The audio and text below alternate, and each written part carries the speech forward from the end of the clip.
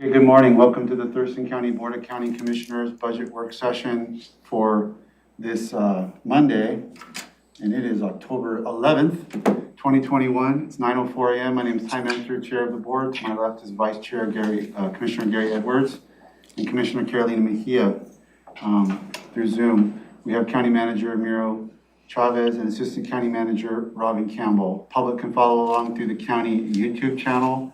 This session is scheduled, I believe, 9 to 11:45. It's all public works.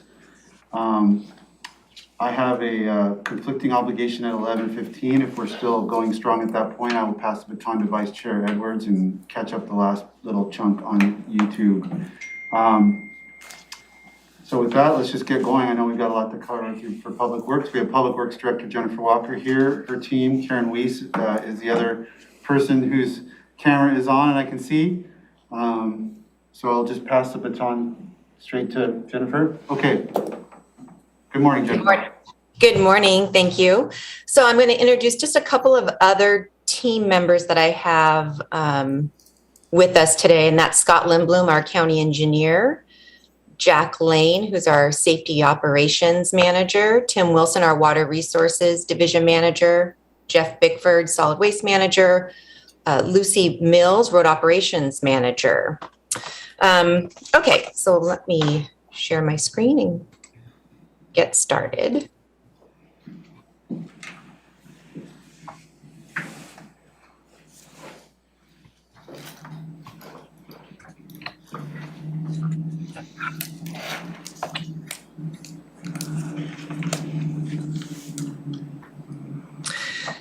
So Public Works, a little bit about Public Works.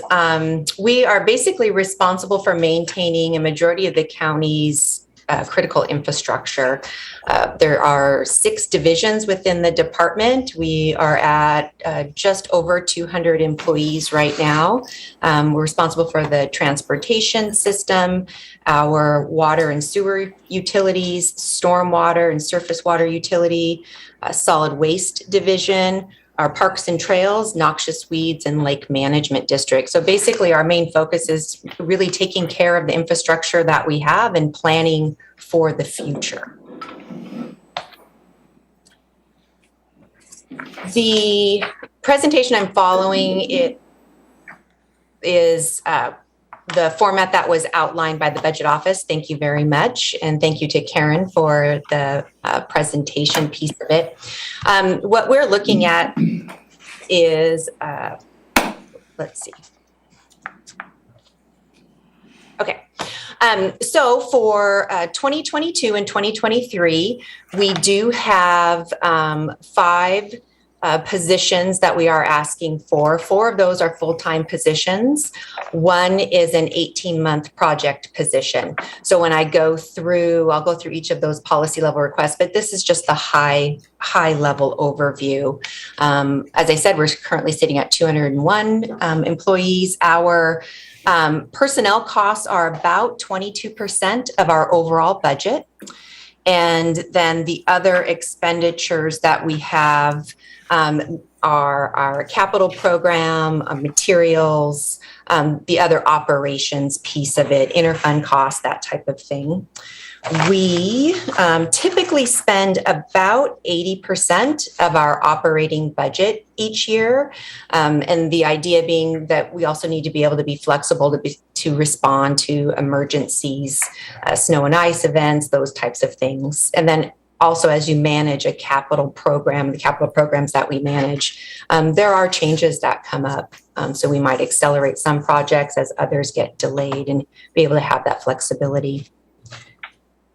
We manage 23 funds within the department, and we will go through the 10-year financials on these. Again, this is a summary of those funds, and you'll notice that on some of the funds, majority of them, our expenditures are outpacing our revenues, and some of this is planned, like in our solid waste fund, and some of it is not planned. We don't have, revenues our expenses are outpacing our revenues, for example, in our utilities.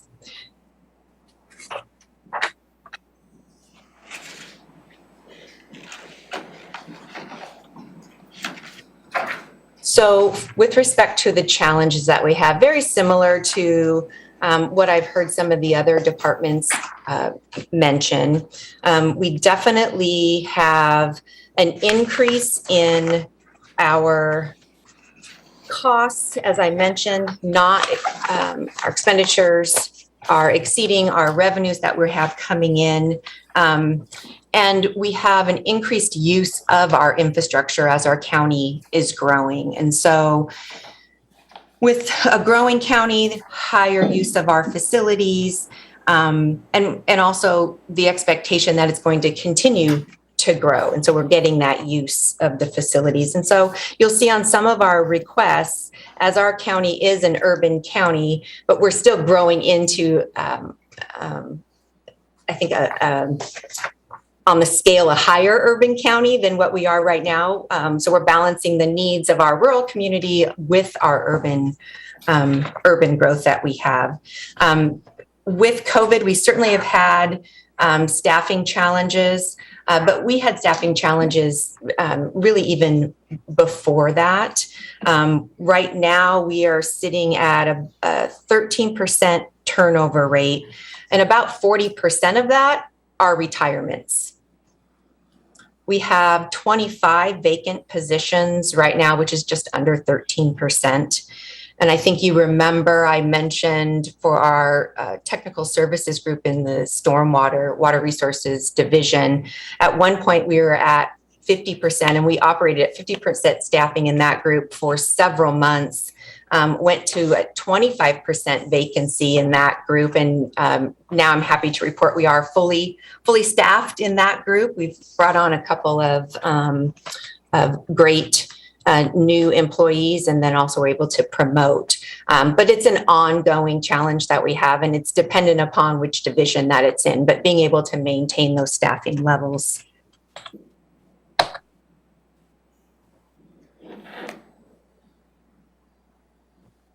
So I wanted to talk, as we talk about staffing, I wanted to talk a little bit about what it means as a tenured employees as we grow, and the staffing levels, the individuals when they first come in.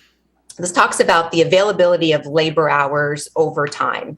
So when an employee first comes in, their first 5 years or so, they're still learning the process, they're still learning their job, and they don't have as much leave accrued. They're not accruing as much leave, they don't have as much leave to take. So and when we think about, we have 2,080 working hours in a year.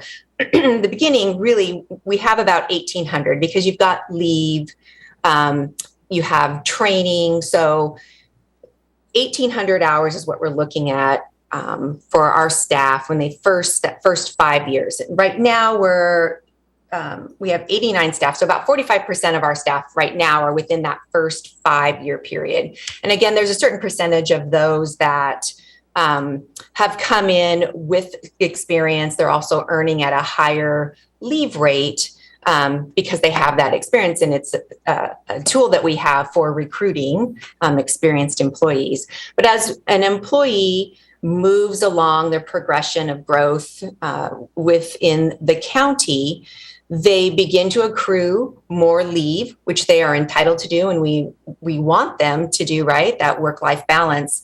But the production, the labor hours for an employee as they continue to earn experience and leave in the county starts to decrease. And so when you first come in, you're still learning, right? So we start as we grow into that probably 5 to 10 year period. It's like that sweet spot. So you understand your job, you know who to contact, you're gaining those efficiencies in the position.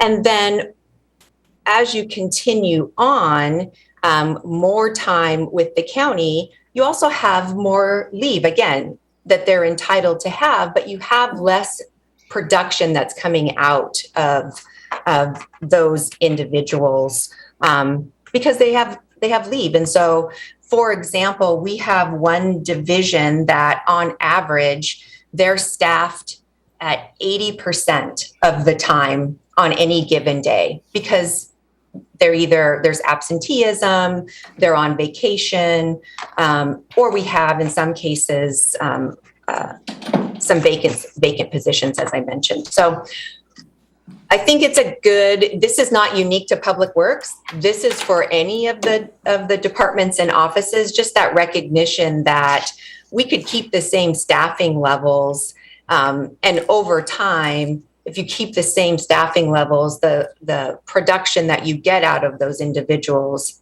or I should say, the available labor hours that you have is not the same. It decreases over time.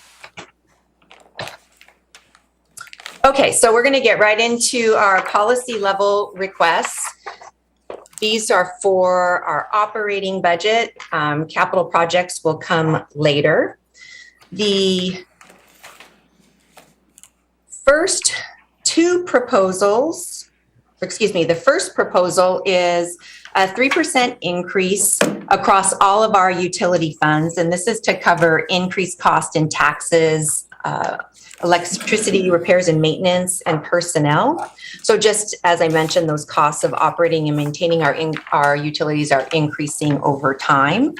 And these are 100% rate funded.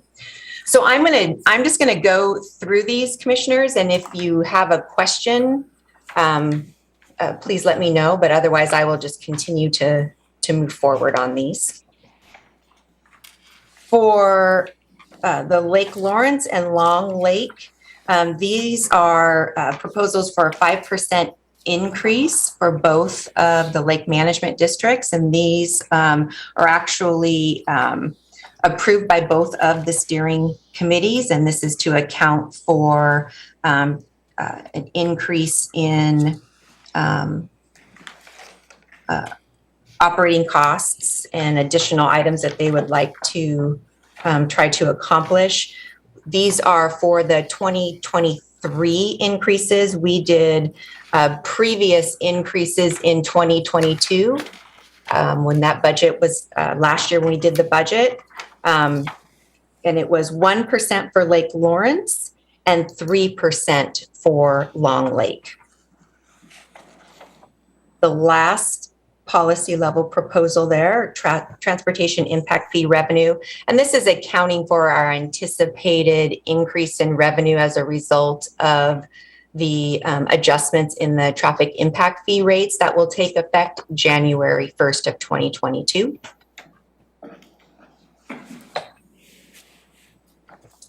We have a couple. Jennifer, right there, Yes. $60,000 out of how much? What's the total amount? Ooh. Just curious.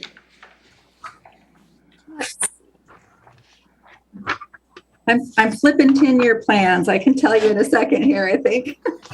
Thank you, Karen.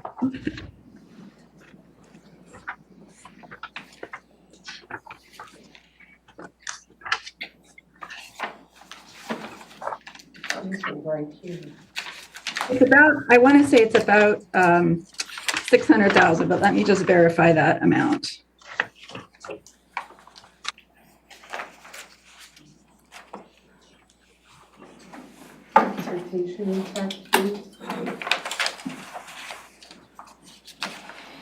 Karen, it's Oh, I'm off. 1.4 million. Sorry. Yeah. 415 right in there. 1.4 in 2022, and then, yeah, both 1.4 in 2022 and 2023. Okay, I just want to suss that out because that was obviously a big topic of conversation way back when we were doing it. And I would just add, these are really very high level estimates, right? I mean, it's also an adjustment of historical combined. So it's difficult to really hone in on the impact specifically of the revenue increase. Okay, well, it's quite a bit less than what we were thinking when we did it, so that's great.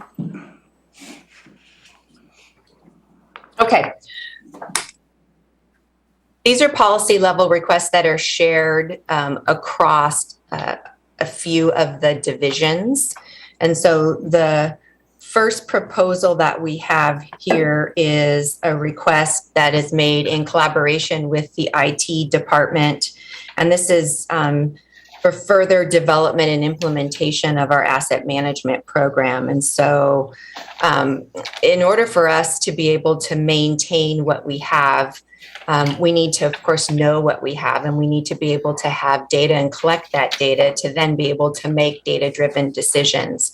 So this specific position would be editing databases and creating documentation and GIS mapping for new infrastructure and for our existing infrastructure. So we're looking at, as we continue in alignment with the county's strategic plan, initiative number 8, we are inventorying, condition assessing, and collecting data on all of our infrastructure. And that is growing as we move more of our systems into our computer maintenance management system. And it is as we work with Tammy Faulkner in Geodata, the resources to be able to keep up with that aren't there. So we have our parks and trails, and we're moving them in our utilities. And so this position would be working with Geodata and the department for that data collection and forgetting the term,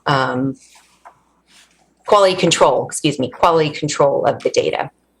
So you'll see in terms of the two different lines here, when you see this first line is the expenditures in 2022, and then the second line is expenditures in 2023. The next item is the request for a project position. This is an 18-month position, and we're requesting it to assist with the implementation of the ERP program. So right now we have several different work teams that are meeting to implement that ERP. We've spent, I think 80 hours in staff time just over the 4 to 6 week period that we've been doing this. And so one of the things that we're doing, drawing on the experience that I had up in Pierce County when we implemented a new financial system, is that we want to evaluate our current processes and update them to take advantage of the new system, not take the way we do things right now and try to fit it into the ERP system. I think there's some opportunities to be gained by streamlining our current processes to take advantage of the new ERP system. And we need time to be able to do that. We have a system that we use called WinCams that we account for our time and materials, and we are trying to get out of that system and get into the new ERP system, so that all of us within Public Works charge all of our time within this WinCam system, and so there's a level of effort that's needed to be able to do that. Can I ask a question? Yes. And maybe I'm just confused about it. But on the GIS analyst, you have the expense being here for 99,000, but on this sheet it's only, am I looking at it wrong, Robin? It's all these lines are the same. Okay. See, they're all, because they're spreading it over a number of funds. Funds, okay. Yep, so you'd have to add on everything on all these lines, probably. Okay, Robin answered my question. Okay, very good. And I have a question, and it's more for Robin maybe, but we're getting a lot of like piecemeal requests for this, that, and the other related to the ERP. And it feels like we need sort of a holistic, sort of coordinated approach to how we're doing the implementation.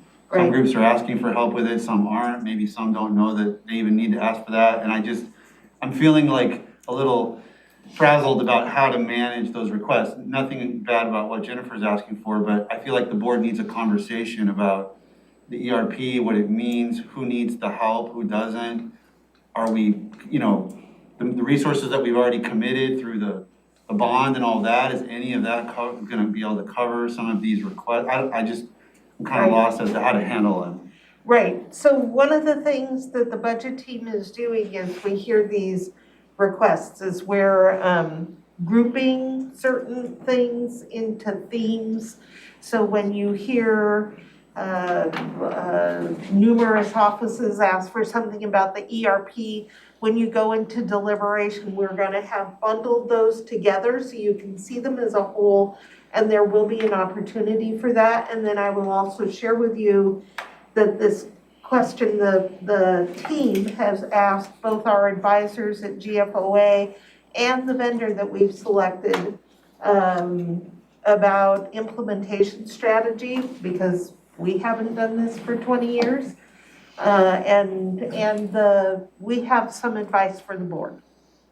Perfect, yeah, because I need that advice to Yeah. understand what's required in something like this. Okay, keep going. Thanks, Jennifer, keep on going. Okay, so this is specific to the roads funds.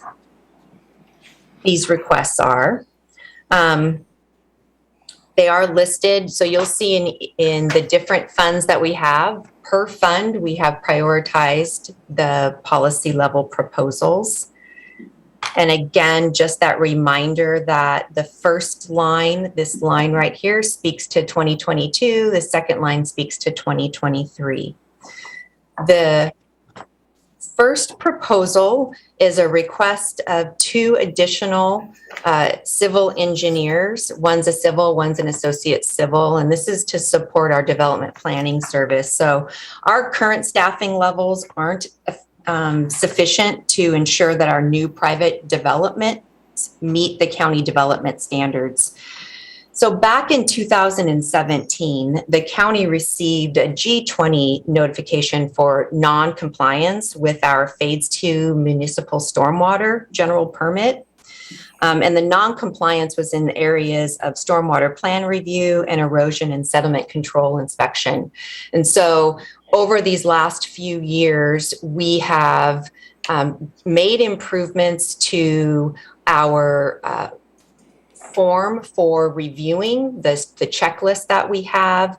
We've built up all of the improvements and the that we needed to do to meet compliance, the last piece being the staffing component. And so this is a request to staff after having analyzed the staffing needs. This is the request that we have, is for 2 additional civil engineers. The second item is to reestablish our traffic calming program in the roads division. And so as our county is continuing to grow and we're seeing more traffic on the roads, we're seeing those in our residential areas and neighborhoods. And so this is setting aside, allocating $100,000 to do some traffic calming, implement traffic calming measures in neighborhoods. And some of those things being like the speed cushions, speed bumps, chicanes to slow traffic down through those neighborhoods. The third request is for our Rural Community Support Program for funding neighboring jurisdictions. So this is really a federal pass-through, and we work with TRPC on this and support our communities like Tenino, Rainier, and Bucota down south, because those agencies don't have the staffing in place to handle federal money. So we take that federal money and basically we take the federal money, they get the non-federal money that they can then use for their programs. The fourth proposal is our Thurston County Mobility Study expenditure and grant funding. So we received $300,000 to evaluate the roadway capacity and mobility needs for some of our rural corridors. And so this is request to expend those funds. On item 3 there, is there then revenue coming in some other fund that would show up? That was my question, where's the revenue? Yes, Jennifer, the revenue comes in for our specific construction projects that we do. So that comes into Fund 3010. As a piece of that, they actually are awarding us $755,000, which covers some administrative recognition of the administrative costs to us. So we receive the money in Fund 3010 for specific projects that we can receive the federal funding for. And then we then allocate non-federal funding that can be used in support of their rural community programs. So Karen, does that mean that the revenue is shown on the capital side? It is, and it's shown as grant revenue in on the capital side. Okay. I just wanted the board to be clear, that's not the $275,000. You said it was pass-through, but I just wanted to kind of highlight that. Yes, pass through, and also we do receive, as I said, the administrative fees, an additional 20% for utilizing federal grants and 7% approximately for our administrative costs. Okay. Okay, the project pre-design studies funding increase. So this is a proposal to increase the professional services budget for us to complete alternative analysis for future capital projects. So we're just asking, it's an existing program that we have, but asking to increase the funding. The work that we do here feeds into our capital programs. The number 6, this is a housekeeping item. So this is addressing the change in where we fund pre-design studies. So it used to be in Fund 1190, and now it's moving to 3010, which is the capital projects fund for transportation. The item number 7 is we have an interagency agreement with the sheriff's office, and there's an inflator factor within that agreement. And so this is the increase from 2021 to 2022, $3,300. Jennifer, in that agreement, remind me, is that 1 or 2 deputies that you have a contract? It's really more hours. At this point, it is 2 half-time deputies. Okay, yeah, thank you.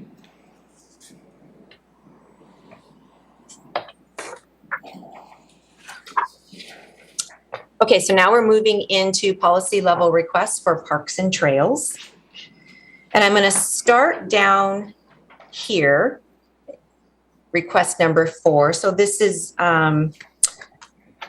in partnership with the budget office as we move to direct appropriation. So when we first started Fund 1330, which is funded from $500,000 from a road levy shift, appropriated $500,000 to start that. We're now shifting this, and it will be a direct allocation out of the general fund. And so by doing that, because our Fund 1330 is now going to move into being just for capital projects, and the way capital projects work is we bill. So we have the expenditure and then we bill and get reimbursed for those expenditures, whether that's through park impact fees or conservation futures or any other type of grant that we might get.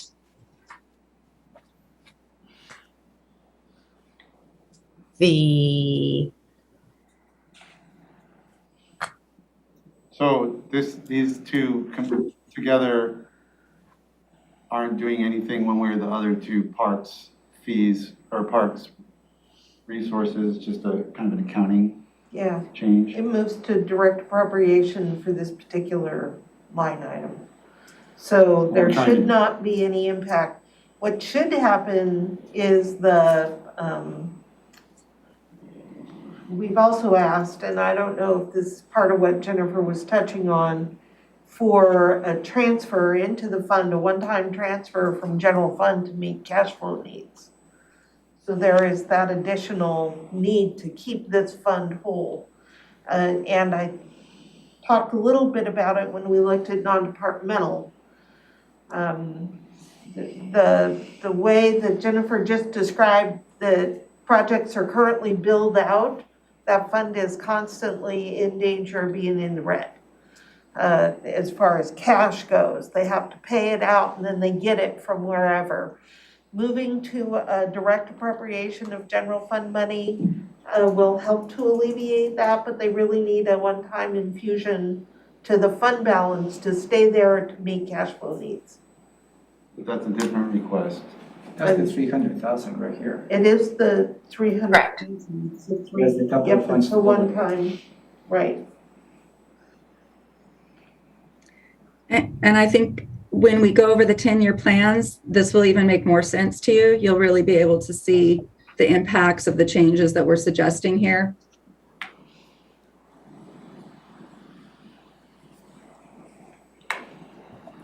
Clear as mud, Commissioner? Clear as mud. Okay. So the first policy level proposal is a request to support the development of our strategic asset management plan for parks and trails. And so as I mentioned, it's inventorying our assets, establishing standards for the condition of assessment, the life cycle costs and replacements and renovation schedules for our facilities. And also, again, collecting and having the right data to make informed decisions. The proposal number 2 is the trail permit program evaluation and update. And so this is funding for professional services, and this is to evaluate and update the non-recreational trail permit, which was approved by the board in 1994. It has not been reviewed since then. So we're looking at the current fee structure, which is inadequate, and looking at updating and doing an evaluation of that. I am curious about that. Yeah, go ahead. Could you tell us a little more about where this is intended to go? Yes.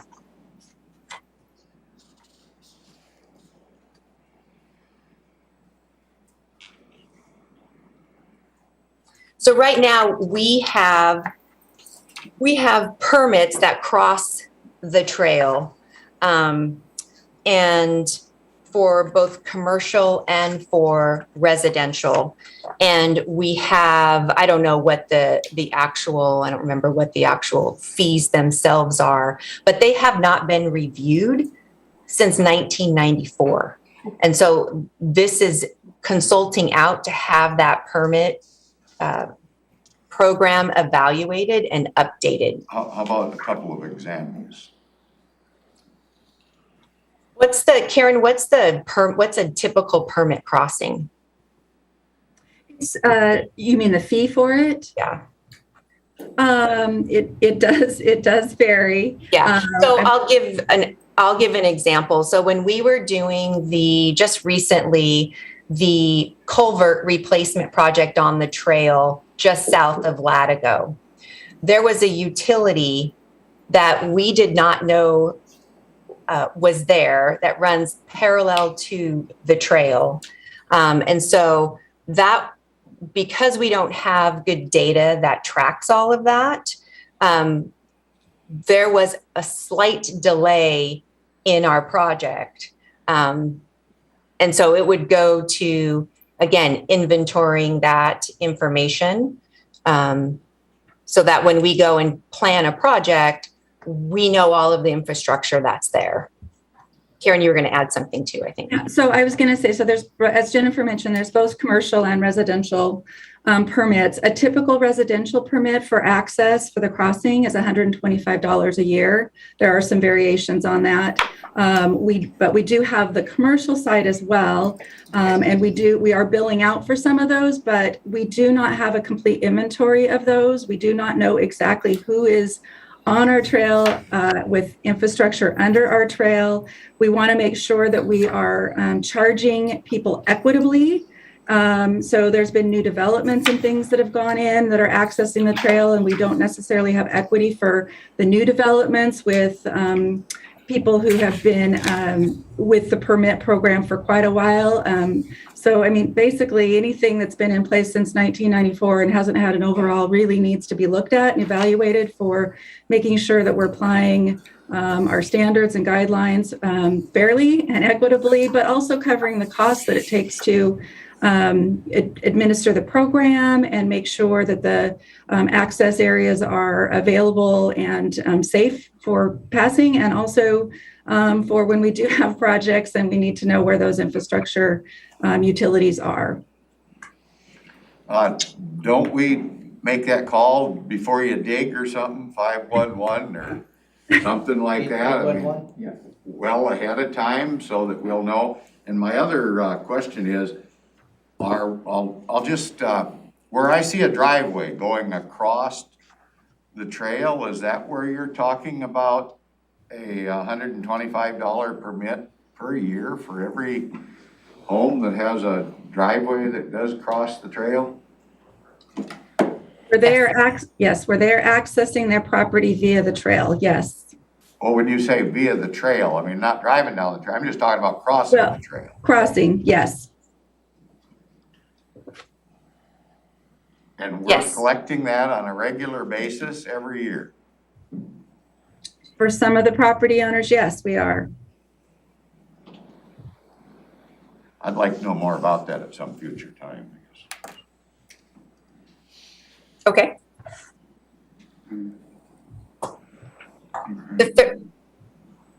The third proposal is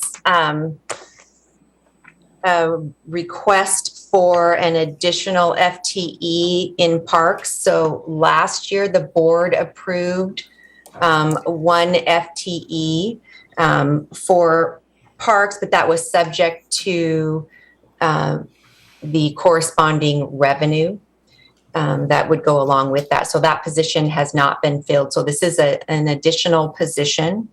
We know that it's inadequate staffing to take care of the facilities that we have in our parks and trails. The assets are deteriorating, and so we're having to make some difficult decisions. So we are asking for 2 additional FTEs to at least the goal of stopping the degradation of our facilities. Which item is that? That's number 3, this one right here. This is for staffing, tools, equipment.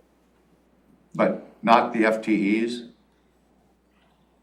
Both. This includes It doesn't say FTEs in there. staffing, so it has 1 FTE right here.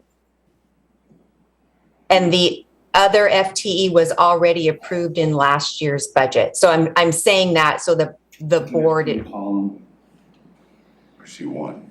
yeah, because we already added one, you said. One position was approved, but we did not recruit or hire for that position. The board approved it subject to corresponding revenue coming in. Were we thinking there was? I can't remember. There was not revenue, which is why we did not. So it was, Fill it was, what she said, it was somewhat of a proviso that you added that position as long as you give the latitude to Jennifer and her team to find revenue to support that. And that never materialized. And I believe this is the revenue they are requesting to fulfill that, those 2 positions in terms of the money. I don't see any revenue. Where's General the fund. revenue? Well, this is general fund. And this is related to the project legislative priorities that we had a conversation here with the board. And we talked about adding, more capacity for parks and trails. And this is the request. I mean, I remember that Yeah. discussion, that's going back to Lacey's got 35 and we have 6 or whatever. But I don't know why we didn't do that, I thought we had made a determination to do it. Now it says 1, but really it's 2, or, it's a little confusing is all. One additional, but the. But we haven't filled the 1 that we already authorized. Because there is not revenue. So that is That's my gonna, understanding. that's just 249,000 is just coming out of general fund and that's it? That is the proposal, is that right, Jennifer?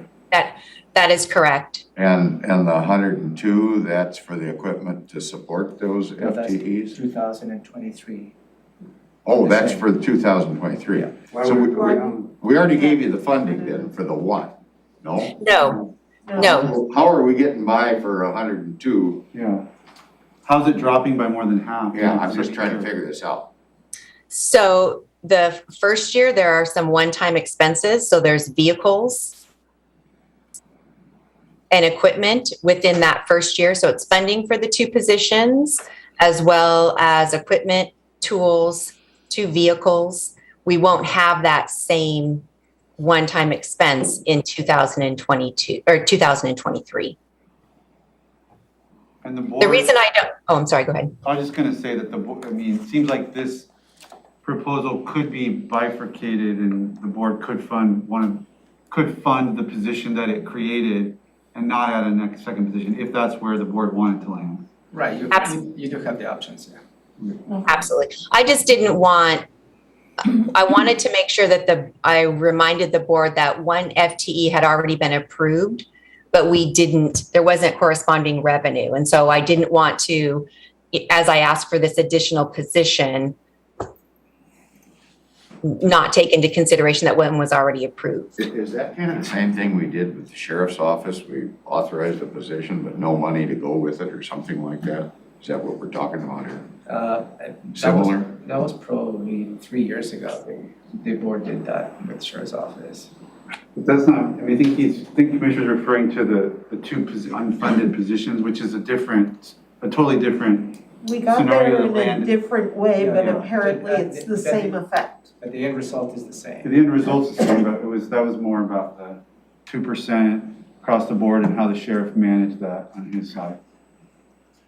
Right. Whereas this one, it sounds like we went ahead and added it. I don't specifically recall it. I mean, vaguely, but it sounds like we added it in the budget process with a proviso that it had to be revenue supported. And I don't remember doing that in any other context, something No. like that. Not done that before.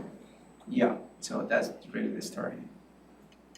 I have another question though. The statement of need, the narrative talks about needing 339,000 in '22, but only 249,000 is booked in the system. What's the difference there? Robin, I believe the difference is that I've included in the narrative the cost of the position that has already been included in the budget, because this is the additive amount. Does that make sense? So the one FTE that was approved, but not with the proviso that we find money, right, to cover that, revenue to cover that, is part of that maintenance level budget. What you see here is the added cost for budget purposes. That makes sense. Where is that first FTE charged to, if you will? Is it charged to the fund or the general fund?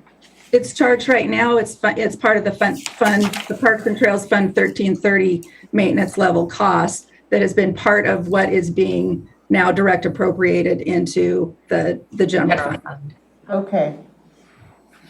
But if we didn't, If there was no general fund money, I don't know how it's covered. We'll have to look at the financial it plan. shouldn't be in the maintenance level request if the board had not allocated revenue to cover it, right?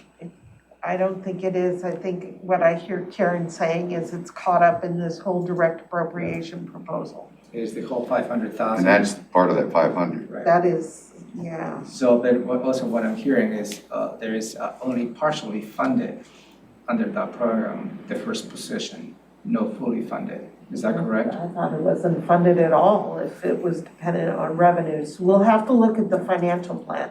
Okay.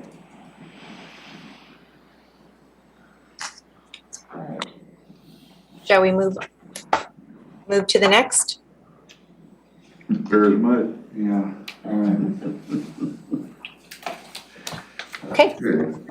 And then, yeah, okay, good. Go. Okay. Lake management districts. So the proposals, the first two policy level proposals are to provide for increased access and flexibility for the LMDs to access the funds that they have.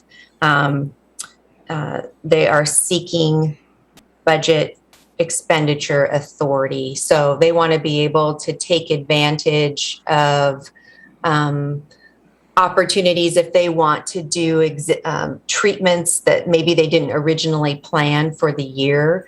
Instead of having to go back to the board and get authority to do that, expenditure authority, they'd like to have the funds available at the beginning of the year, all of the funds that are there should something additional come up. The third item is the lake management districts have requested general fund to support to cover their interfund costs. The board did approve funding for these in 2021, and the LMDs would like to continue that general fund support for these costs on an ongoing basis. Can I ask real quick on the first piece of that? I guess I'm looking at Robin. I mean, is there a problem with them having access, that kind of flexibility? I don't know if that's is there a reason why, from a, process point of view, that we shouldn't allow that kind of access? The internet service rate? No, The additional is. the request, Oh. Jennifer said that the lake management districts would like to be able to sort of be nimble, and if they just change their mind mid-year and want to spend more of the money, they have pre-authority to do that. That's what I understood. As long as they have fund balance available to be able to pay for the costs that you appropriate, that's fine. Okay. Because the money, if they don't spend it, will just remain in the fund. Yeah, I mean, it didn't seem, Right. yeah. In a restricted fund, it's fine. This year, for instance, Long Lake decided to do additional treatment to Long Lake. It didn't have the budget authority to do so because it was not planned on the previous year when the board approved budget. So what happened this year is they went ahead, but they have to wait until the budget amendment for you to increase the budget authority for Long Lake.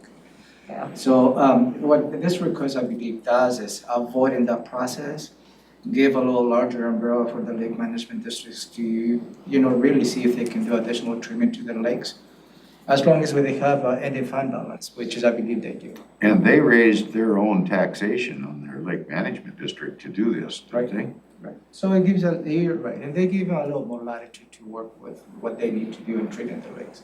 Okay, sounds good. The last, Yeah, and then just, I don't know if you were, okay, you're on to number 4? yes. Okay, great. So the last one is submitted at the request of the board, and this is to provide a proposal for lake management program to support water quality in the county. So this is really just a placeholder. The program would still need to be developed with assessment of what that work would look like, what the staffing needs are, and what would be performed. But this was at the direction of the board for consideration.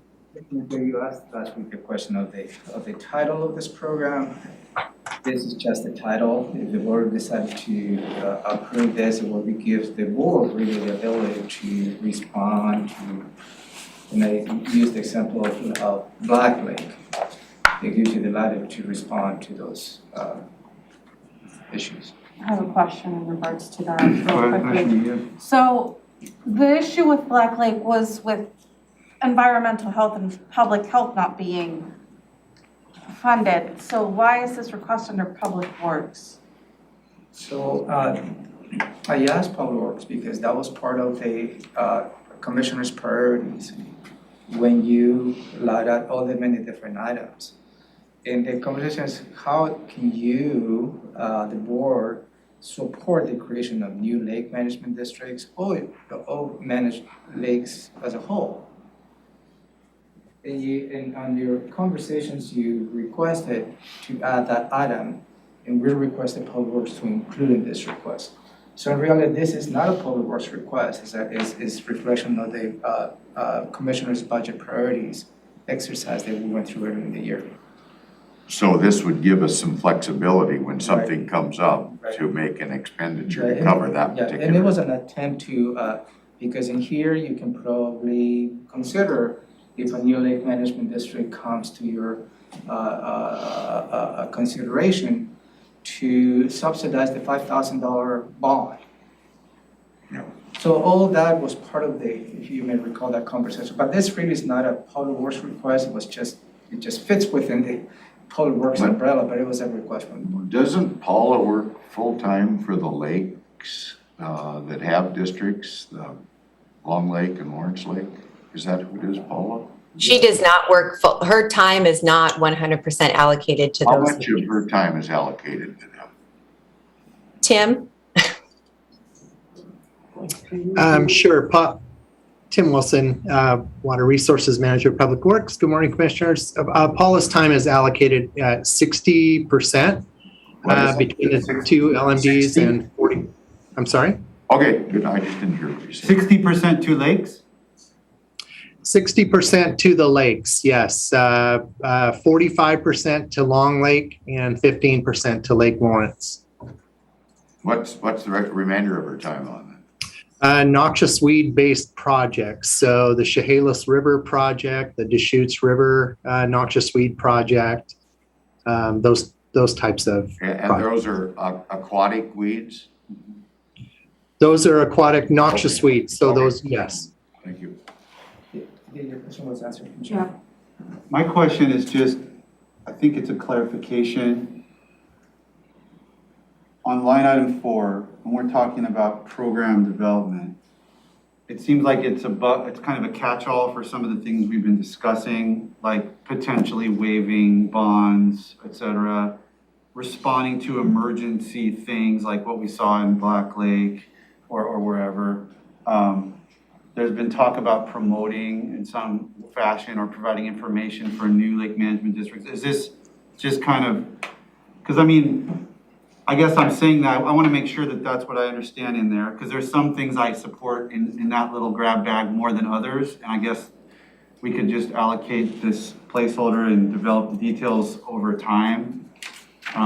Is that the idea? Because I don't necessarily want to be signing on to every piece of that if I were to support this, but I think there's elements in there I would support. Absolutely, that's the intent, as I understand, and really is not necessarily related to flexibility to Public Works. This is a program available to the board to respond to emergent issues. That's really what it is, because I don't believe Public Works has a specific series of activities to fund this, no.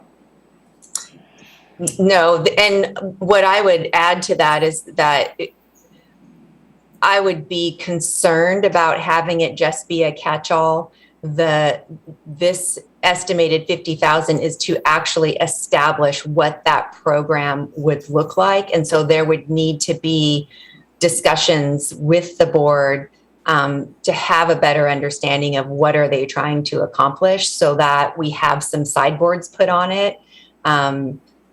And understand what criterion would be used to determine then what we would spend.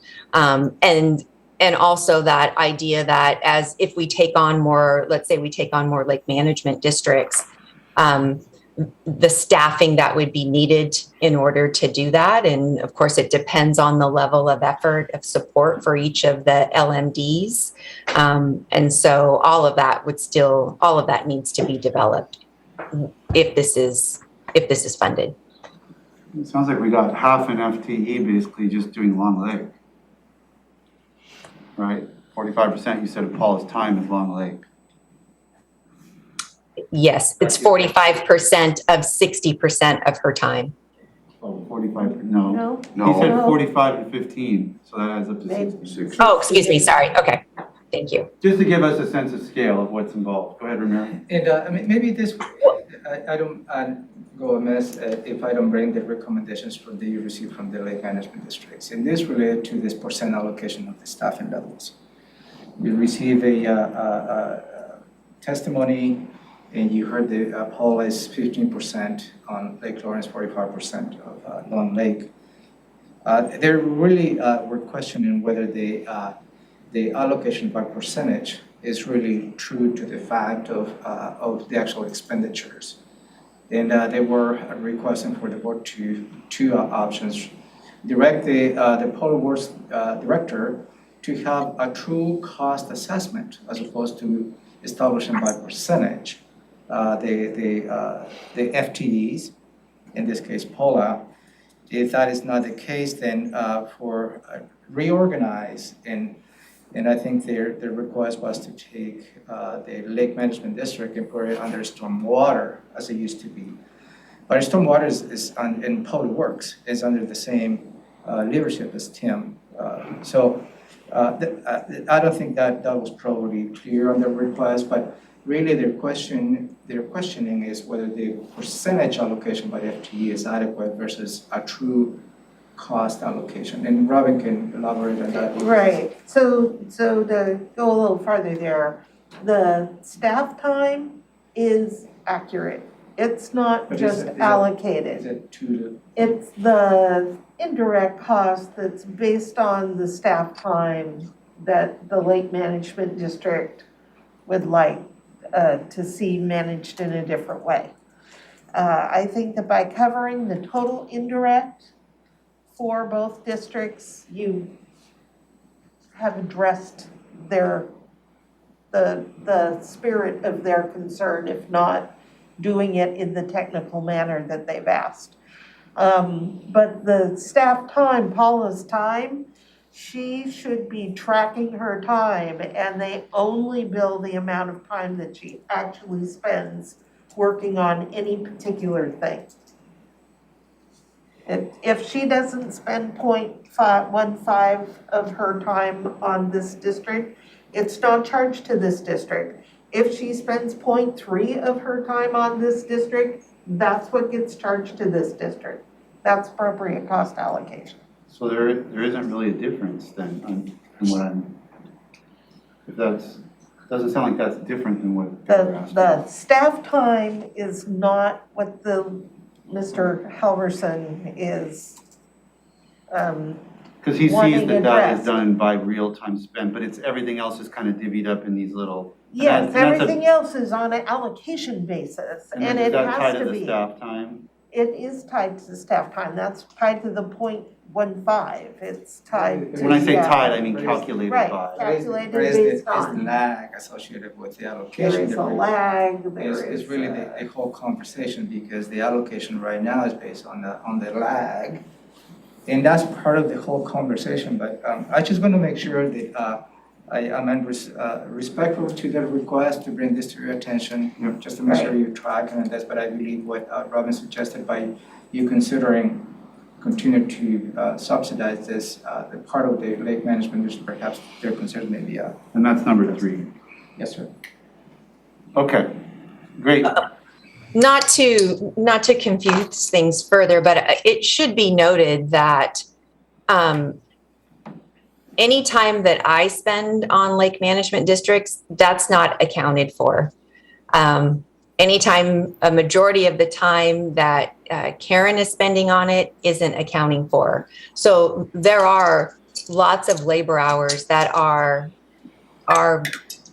being spent to support the programs, the administration of those programs, and in response to questions that we aren't accounting for.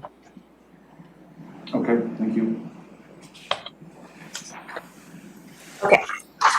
So we are on to solid waste funds.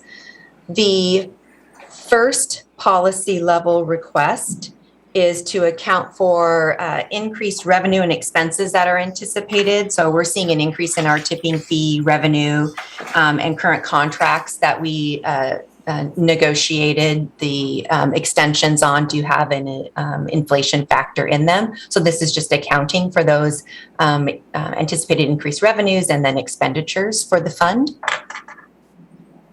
The second item is a proposal for professional services in 2022 for a solid waste composition and recycling contamination study.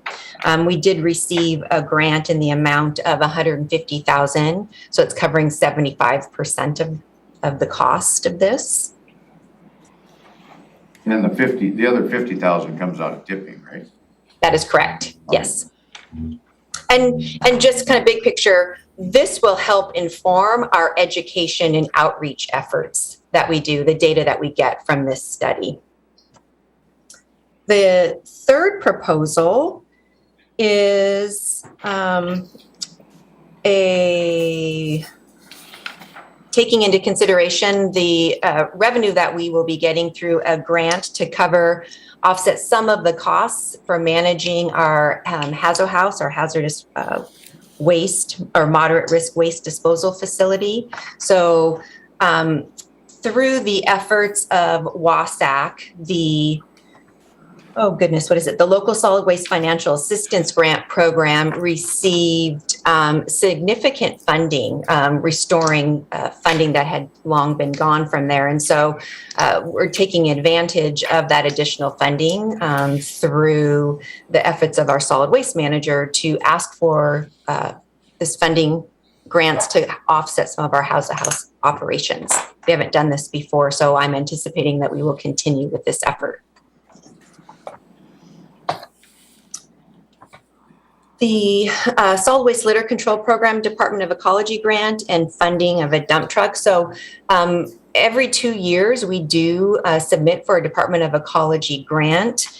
This is to account for that anticipated revenue. We also have our vehicle within that litter control program that was due for replacement in 2022.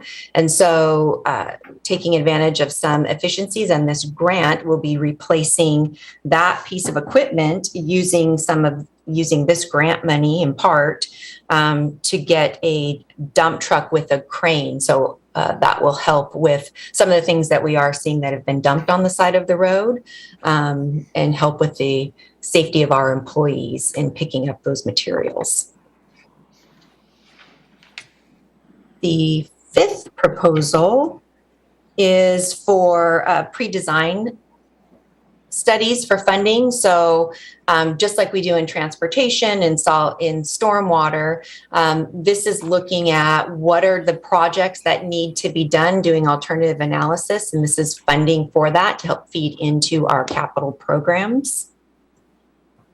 This solid waste operating transfer adjustment. So this is between transferring money in between the solid waste funds. So we are transferring $2.5 million to cover capital projects that we have planned for 2023. And so if you remember, the solid waste fund is one that we have a lot of built up reserves because we've had some deferred maintenance. And so we did an evaluation a couple of years ago on what that work improvements need to be. And now we're starting to move forward on some of those capital improvements. Real quick, then, for the board, I just want to ask Ramiro, the number 5, the board released some ARPA money related to studies, related to design, pre-design related to solid waste. No, it was for utilities, sewer and water. And this is, and what is this? This is solid waste that's related to the work. The work. Making sure I have this straight. Go ahead, Jennifer, sorry. So moving on to our storm and surface water utility funds. The first policy level proposal here is an adjustment to increase funding for drainage studies to $100,000. So we have $70,000 in there under maintenance level, I believe, correct, Karen? And so this is adding an additional $30,000. And again, these studies feed into the development of our capital projects for stormwater. proposal number 2 is funding for development of the Storm and Surface Water Utility Comprehensive Plan. And so this will be the first plan that's been developed for the utility that the board approved. You did approve funding in 2021, but as I mentioned, with the staffing shortages that we had in that technical services group where we were operating at 50% and then for a long period of time, and at one point at only 25%, so we had 75% reduction in staffing. That project was delayed. So this is picking that project back up, which is just an evaluation of the overall program, alignment with the purpose, the county code laws associated with it, cost of service evaluations, staffing assessments, that type of thing. Commissioner Edwards has a question. Yes. On this stormwater issue, the lake management districts have felt that stormwater is a big portion of the pollution going into their lakes, causing them the problems that they're faced with, in which they have to make a bunch of expenditures to try to correct. Is there anything here that addresses that type of review to see what we might be faced with in reality? Like if we don't have a settling pond and one of the in-stream flows off the road or something like that. Is there anything there in this budget proposal that's going to cover that? Or at least being able to look at how valid that issue is. So this comprehensive plan piece lays out the structure for what the program would be. I don't know that it would be specifically tied to that. There may be some evaluation in terms of if there is a link, but I think this is more at the development of the program and what's in the program and what's out of the program and what you evaluate. I thought stormwater engineers was one of the asks that was coming. I don't see it in here. You did review that earlier. I thought those engineers were about making, that was, okay. She talked about development code Development compliance. review That was and look at the MPDS permit and. development planning services is Yes. what was said. Yeah, those are the two for stormwater engineers. Okay, well, Those are the two individuals that would be addressing what I'm talking about. No, sir, they will be addressing, making sure that they do and Jennifer alluded to the fact that some of the findings that we received related to the NPDS permit. And the last step is to bring those, the staffing levels to a certain level. So those two positions that Jennifer outlined earlier will be to help making sure that we do the due diligence in reviewing all the proposed developments in the county associated with stormwater. Well, that is getting at what Commissioner Edwards is talking about. Well, in a way, because this is related to specific developments, not necessarily a comprehensive analysis of the stormwater in the county as you stated. But let me address your questions if I may. And you're right, I think there's some stormwater contributions to the lakes. And that has been even previous boards when they look at this issue, in which they give stormwater fees breaks to all the members of the lake management districts. So they do have a break related to the stormwater fees. The residents of the lake management districts do. And I believe at that time the board was an attempt to address your question. So there is a couple of items in here is related to the MPDS permit, making sure that we go through the process, all the reviews that needs to be done. But I don't know if this is a true comprehensive analysis of every single stormwater contribution in the county. That is a little bit different as I hear.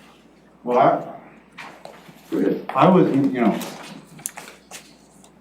it's all good, I guess, but my idea, which I thought was kind of tying to a request, which I didn't understand was built into the one we already covered, but it's not really about going back into the past. It's about, on a going forward basis, when somebody submits their stormwater plan, we didn't have enough staffing to make sure that we were doing what we were doing, but more, what I was understanding, there was a gap in terms of getting that reviewed, the follow-up to make sure that then what was actually constructed was consistent, like a little bit more of a control of, here's what you're gonna have to do.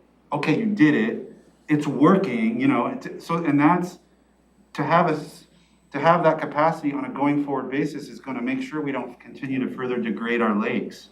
And I wanna make sure we have that capacity to do that, because if we don't, what we get, the commissioners get, is a sea of complaints from citizens about neighbors who, I don't know how many times, I don't have enough fingers to count how many times someone said, your stormwater review was right on point.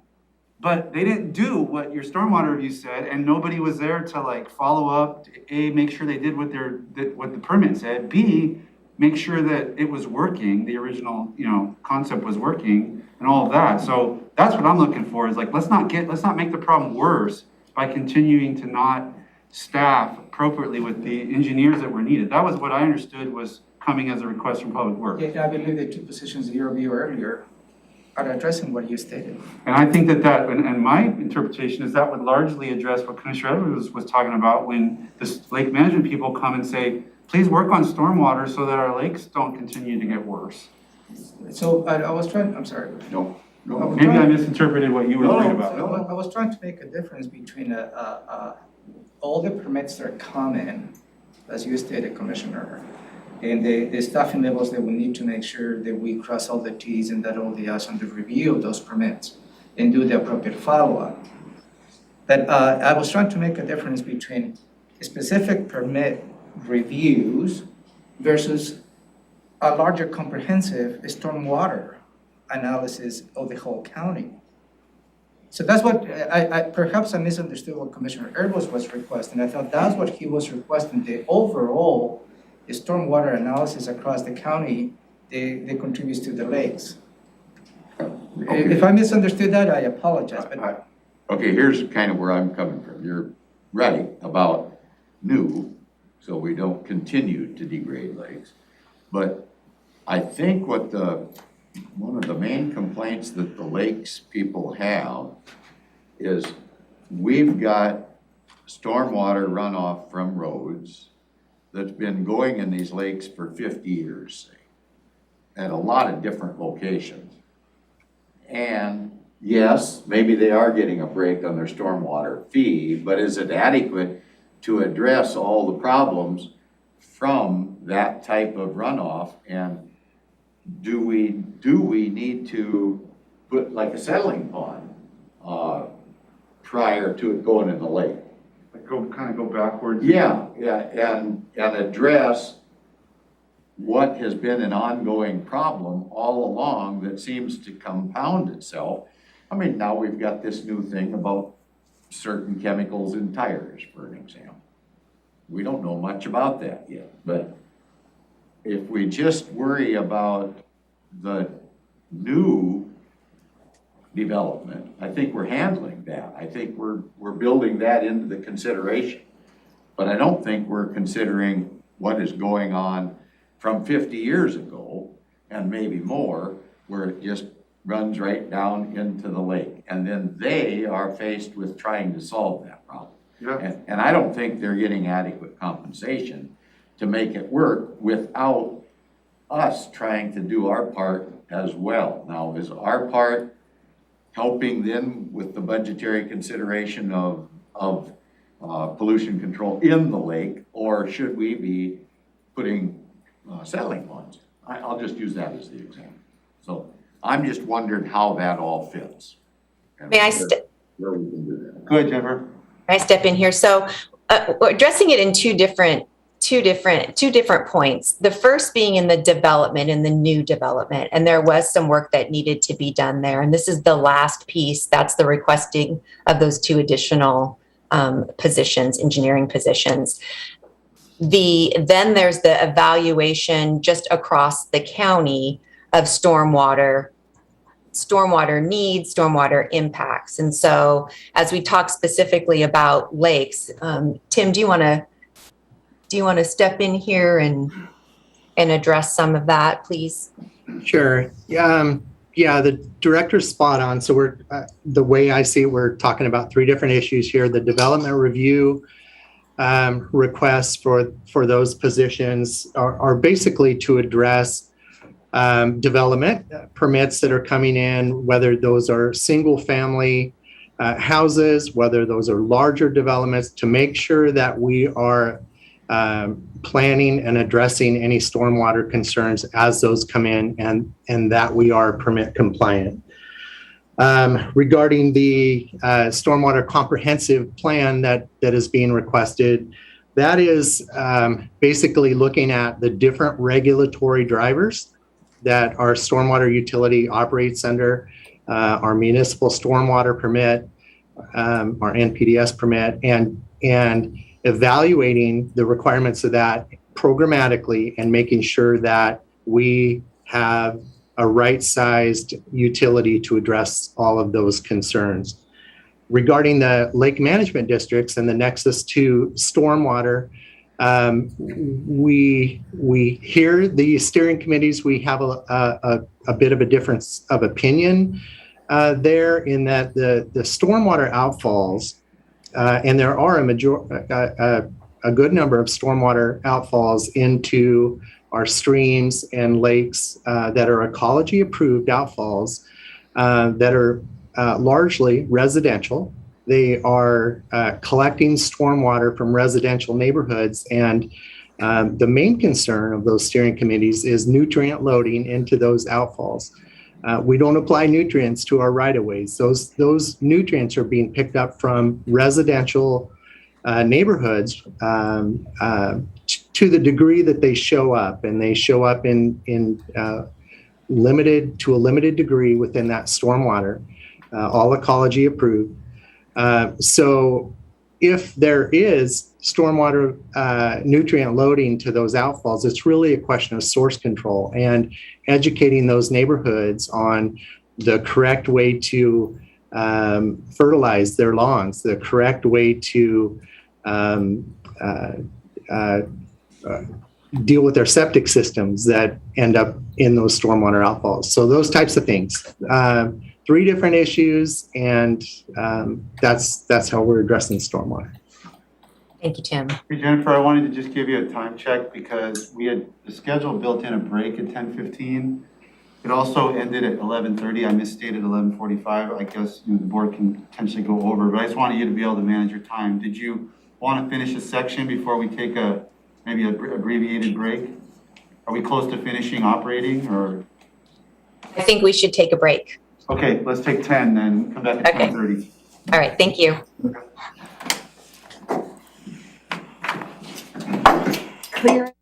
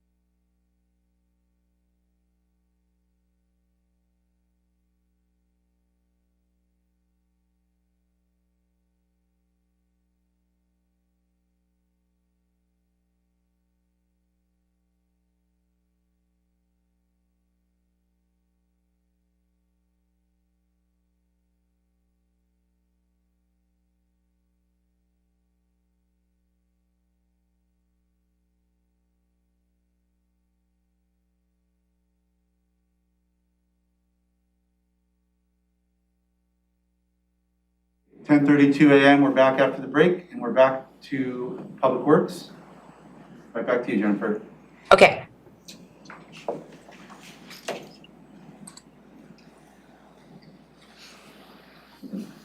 Okay, let's move into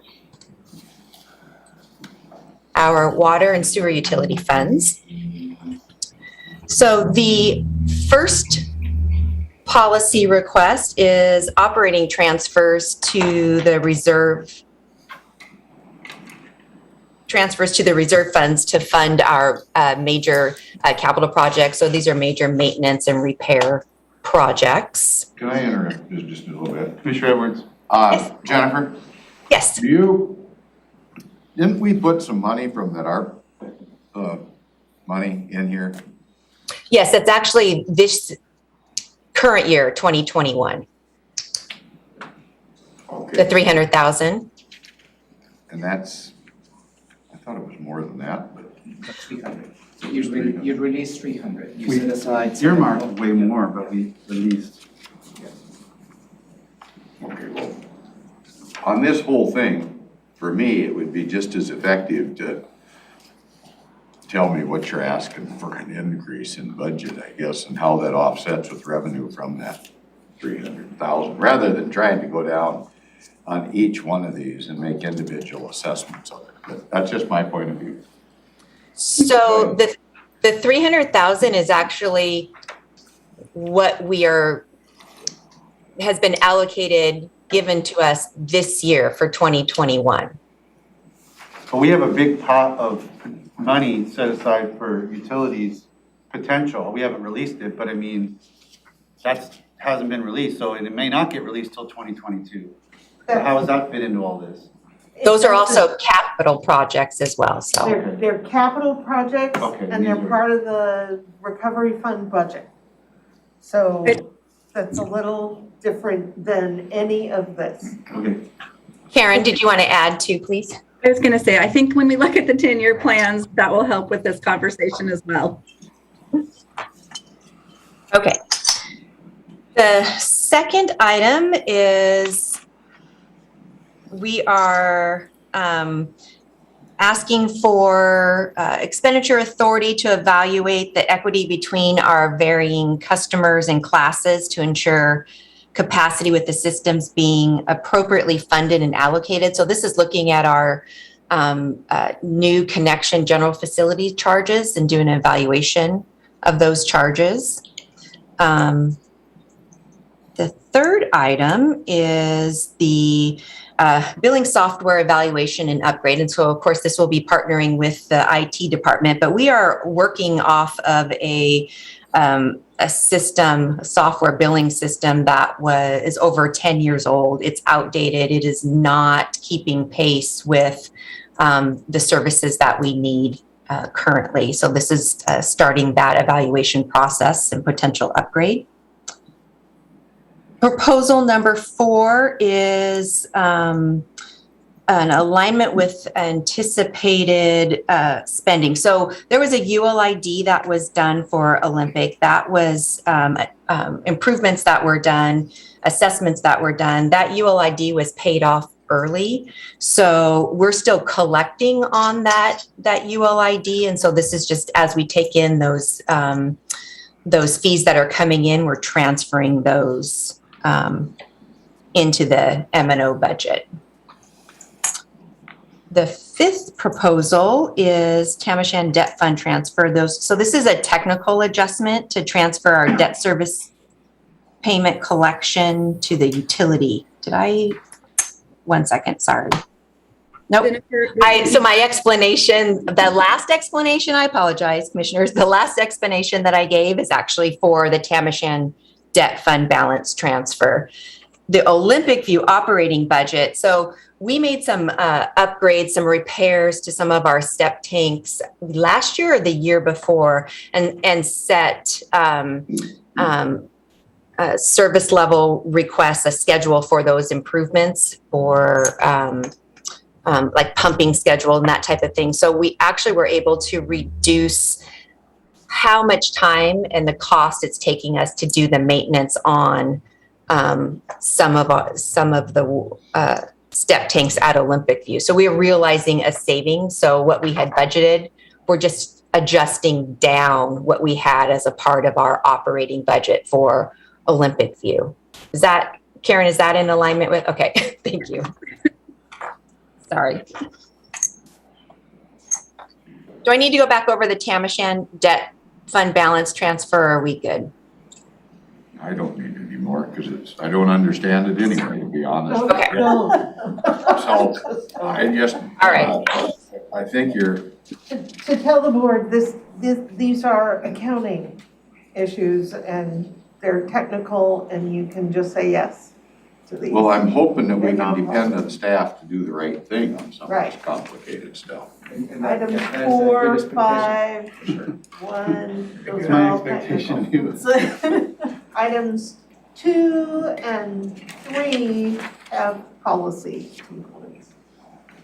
I guess I am curious, what are you asking for in total? But I see that's coming up on the summary. Yeah. Exactly. So this is a summary of all of our policy level requests, non-capital policy level requests. And so this is at this point where I'm actually going to have Karen walk through some of our 10-year financials plan so you can see the actual impacts of those requests.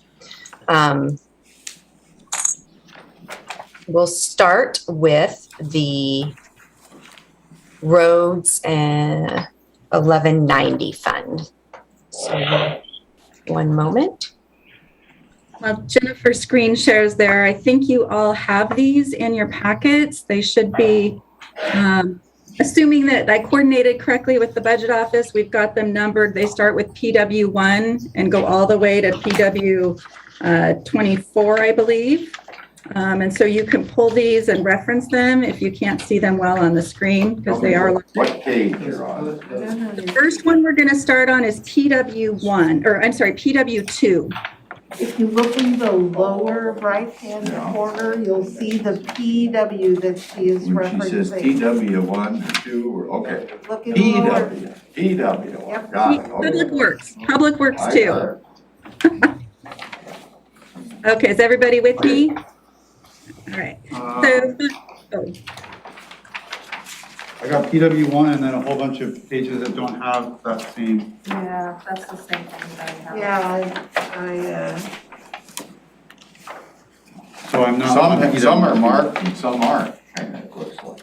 right. they should all be marked. I wonder if that's not flipped, if they're flipped on the back, perhaps. They were It's on the back that you see. formatted. PW1, right here, For instance, right here, Yeah. PW1. yeah, and it's back to that. I So, don't have a PW2. So, yeah, no, these are a lot of one-year plans. when you move, These are 10-year. here are the 10-year plans. Okay, but that's Parks and Trails again. She's got roads One and of the 10-year transportation. The plans. PW1, is that what you're looking at? We're looking for PW2, top left-hand corner, it'd be Fund Here's 1190 three. Road Transportation. So the transportation, road and transportation is here. You're going to PW2 now, not PW1? Okay, go past all of the one-year plans, there you go.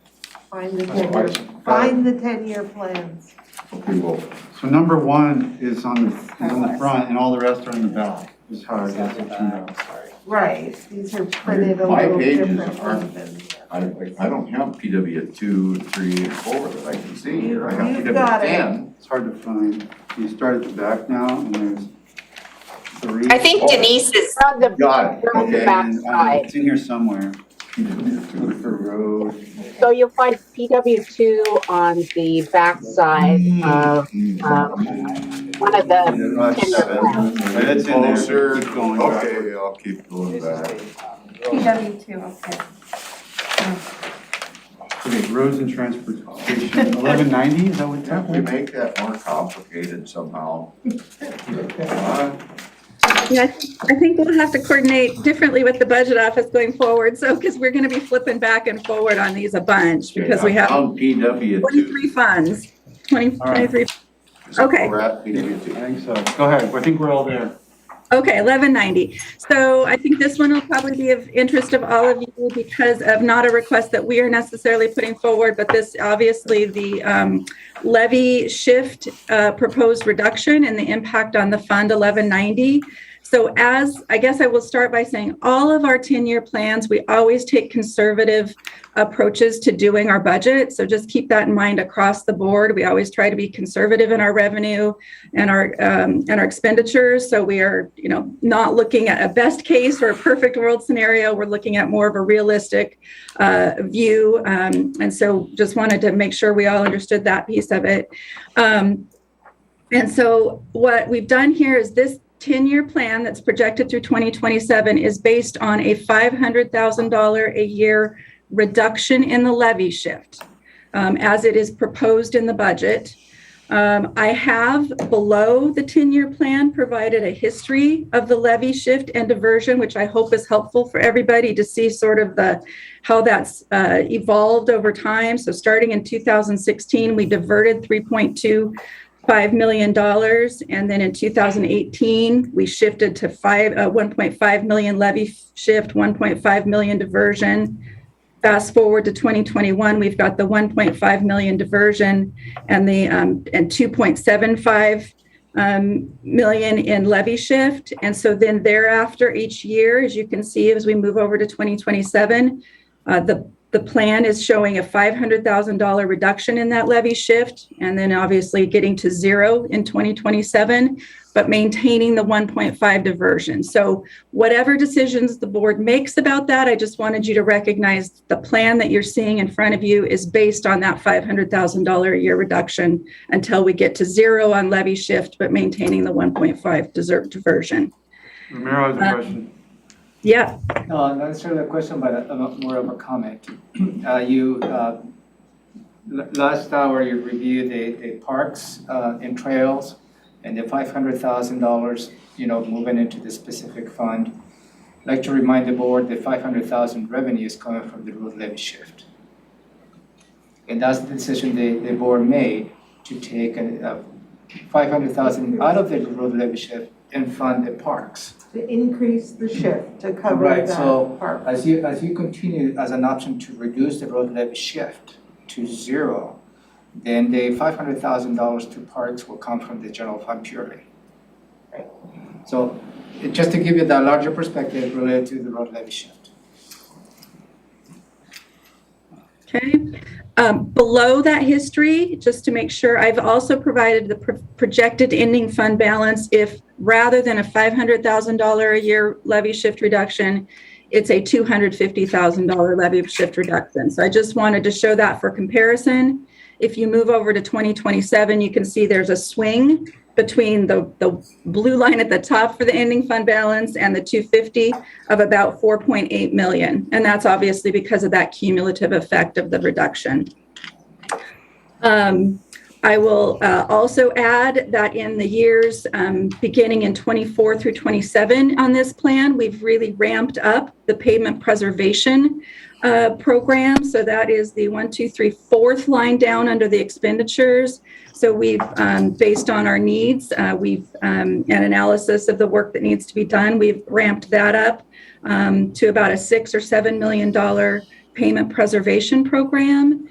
At the same time, we've coupled that. You will see up in the revenue section, about the 5th line down, we've increased our ask for the REIT funding. We have 3.5 for our overlay program in 2023, and then we've included a projection at this point of continuing some support from REIT funding for that payment preservation program. And again, it would be for the overlay program, not the chip seal program. 2 other items of note, just so you can see the impact of COVID. If you look at the revenue, the 2nd line down, the motor vehicle fuel tax, I'd ask you to look at our 2020 actuals. You can see we dropped from about 5.4 in 2019 to about 4.6 in 2020. So that was revenue impacted by COVID. Lost revenue impacted by COVID, and our estimates are always based on CRAB, County Road Administration Board estimates, but you can see we're showing a slow, gradual increase in those amounts per budget. Who knows? As you know, as Robin always talks about with the sales tax, we never know quite what's going to happen, and things have a way of surprising us, but that's what's been built into the plan. So again, when you look over time based on these projections, this is a much healthier with the planned reduction of the levy shift. It's a much healthier 10-year financial plan than in the past with the Fund 1190. It still shows projections of our expenditures outpacing our revenues. But as Jennifer mentioned at the beginning of the presentation, we do typically have savings in these in our funds, this one in particular, because we're poised to respond to emergency situations. And so, likely with some of those savings, those revenue and expenditures would be more in alignment. All of this does come within the needing to maintain a cash flow, which we are projecting at needing about a 2-month cash flow. That gives you about a $5.5 million target for your ending fund balance. So with that, any questions on the roads one? It's probably one of the more complicated ones. I'm not gonna act like I understand it completely, but I hope you do. That's what I hope. Yeah, as long as you guys understand it. A couple of things I don't understand. What did you mean by $5.5 million ending fund balance? I'm seeing it dropping down to 8.3 at the. Yes, I'm sorry. That's the 2-month reserve. When we talk about a fiscally responsible fund balance in any given fund, 2 months is the generally accepted standard. 2-month ending fund balance would be 5.3 million roughly, and they are more than maintaining that.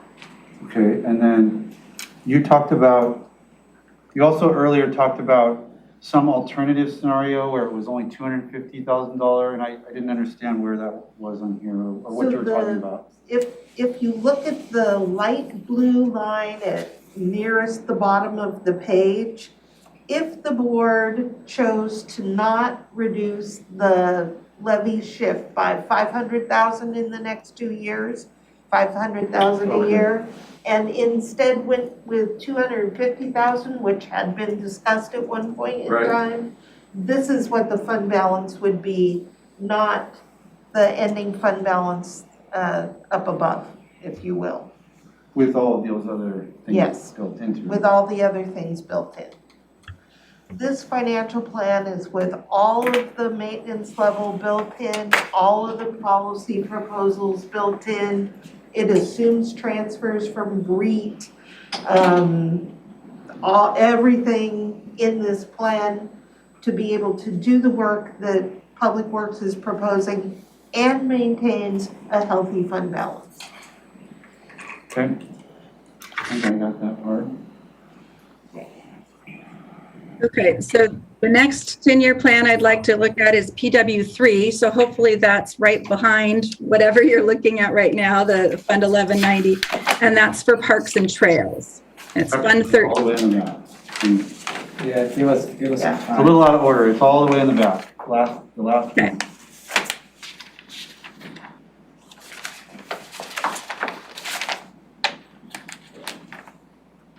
PW11.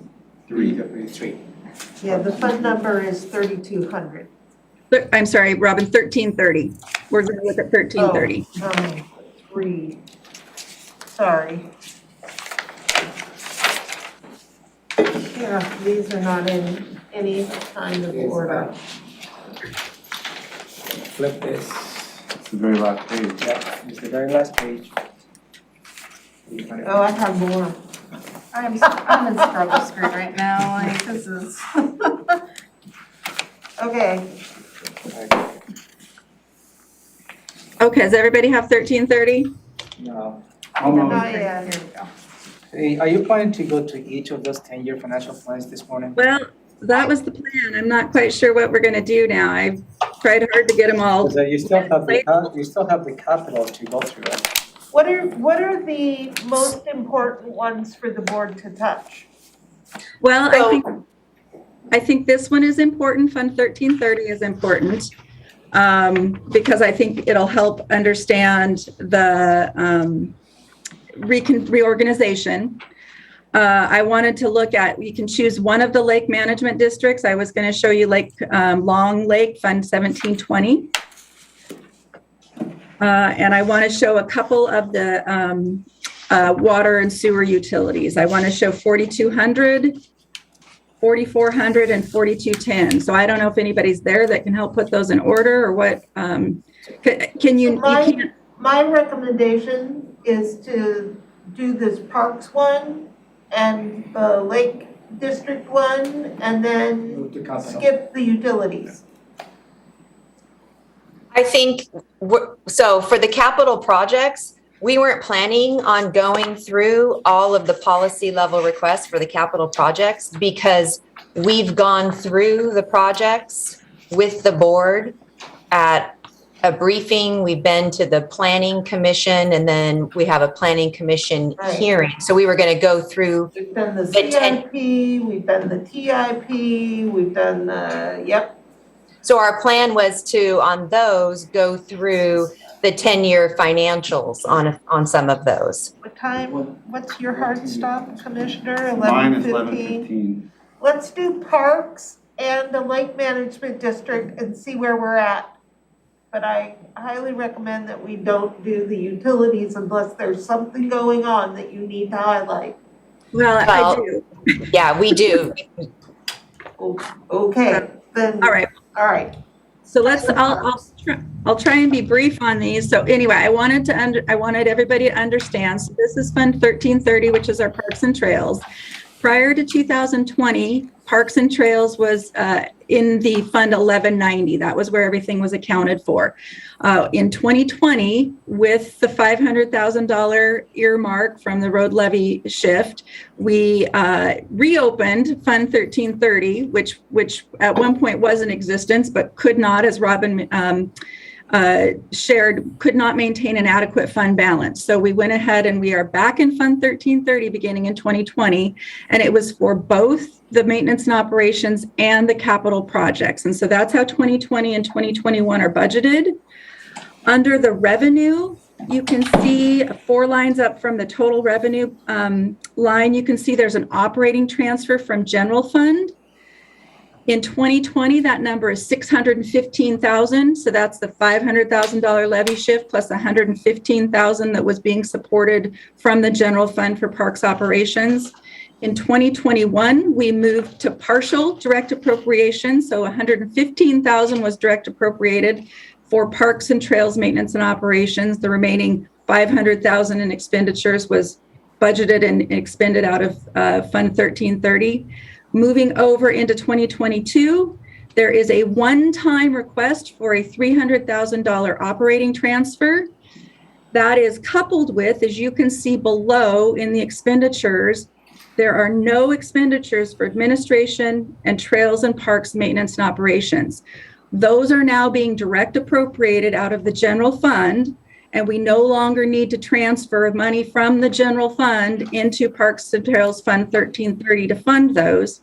With the exception of 2020, we are asking for a one-time $300,000 transfer so that we can fund our capital projects. This is now going to be a capital project and major maintenance fund, and have fund stability and meet cash flow needs for those capital projects out into the future.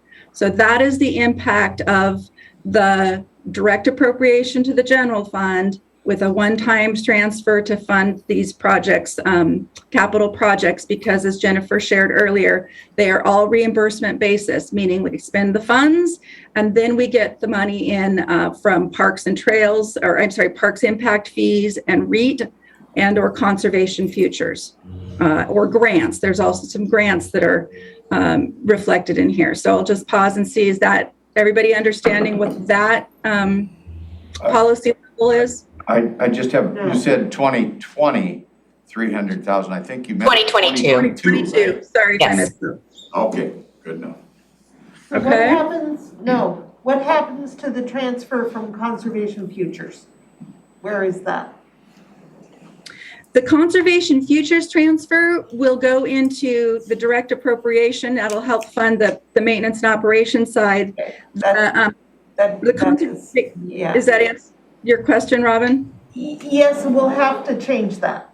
So I'll work with you to make that change, but the conservation futures cannot be deposited into the general fund.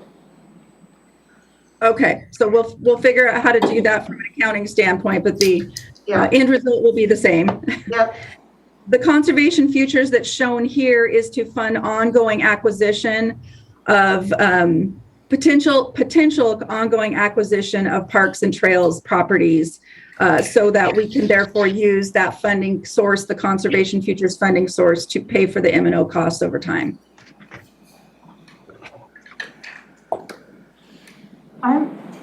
Can I ask the clarifying question? Because I'm still confused about the 300,000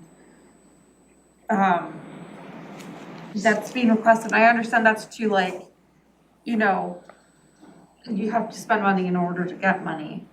But, so once that money is spent and we get that money back, are we getting that $300,000 back, or is it just like a permanent allocation? it's a permanent, one-time allocation that just sits in the bottom of the fund to maintain cash flow needs. Okay. So similar to when you see the general fund. Mhm. And we have, you set a minimum ending fund balance of about $12 million, used to be 10 million. It's now $12 million minimum fund balance. That's what we'd like to achieve, is a one-time contribution to get to the 300,000 to maintain the minimum fund balance as they move along and manage the new fund. And their minimum fund balance for cash flow needs to be at least 500,000, possibly a little more, which is why they're maintaining at 635. If you didn't infuse the 300, they'd be at less than 500,000, and they'd spend part of the year in the red. They wouldn't have the money to pay the bills. And if they don't pay the bills, they can't claim the money into the fund.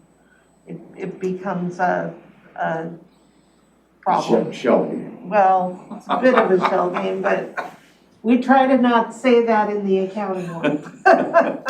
But they need the money to maintain fund balance. Okay.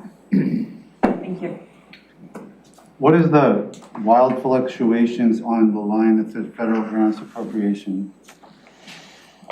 So those are part of the capital program. We have applied for some grants for specific parks projects, specific trail project, Gate Belmore trail projects, for the development of them. And so those are the federal appropriation and the grant request are items that we're still waiting to hear on. They have not been secured. If we do not secure the grant or appropriation, we would not move forward on those projects. So anyway, those are on the same timeline as those projects would take place should we get the funding.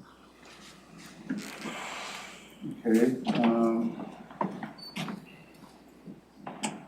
Okay, there's parks. We'll Okay. work it out. All right, I would ask you now to find, for me, it's PW5, Fund 1720 Long Lake.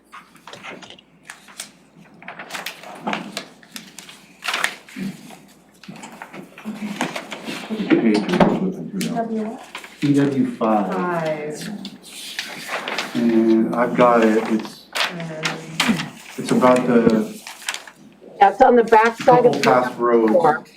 right past the other side of Noxious Heat. Not this way, huh? Fund number is 1720. Is everybody with me? Okay, thank you. Okay.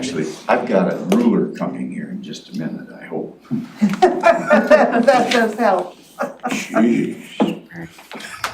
So what I want to demonstrate here or help see here is the question about, we had two requests for the lake management districts, and one is to increase their professional services budget. And so what I'd like you to see here for Long Lake, we have $336,000 in professional services.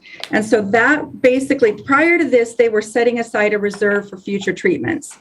That created some issues in that when they wanted to act, if they had an emerging need on their lake, we did not have the budget expenditure authority built into that year's budget to go ahead and contract for those services. So we would put in a budget request to the board and it would go through our budget amendment process, which sometimes delayed them getting those, moving forward with those services contracts.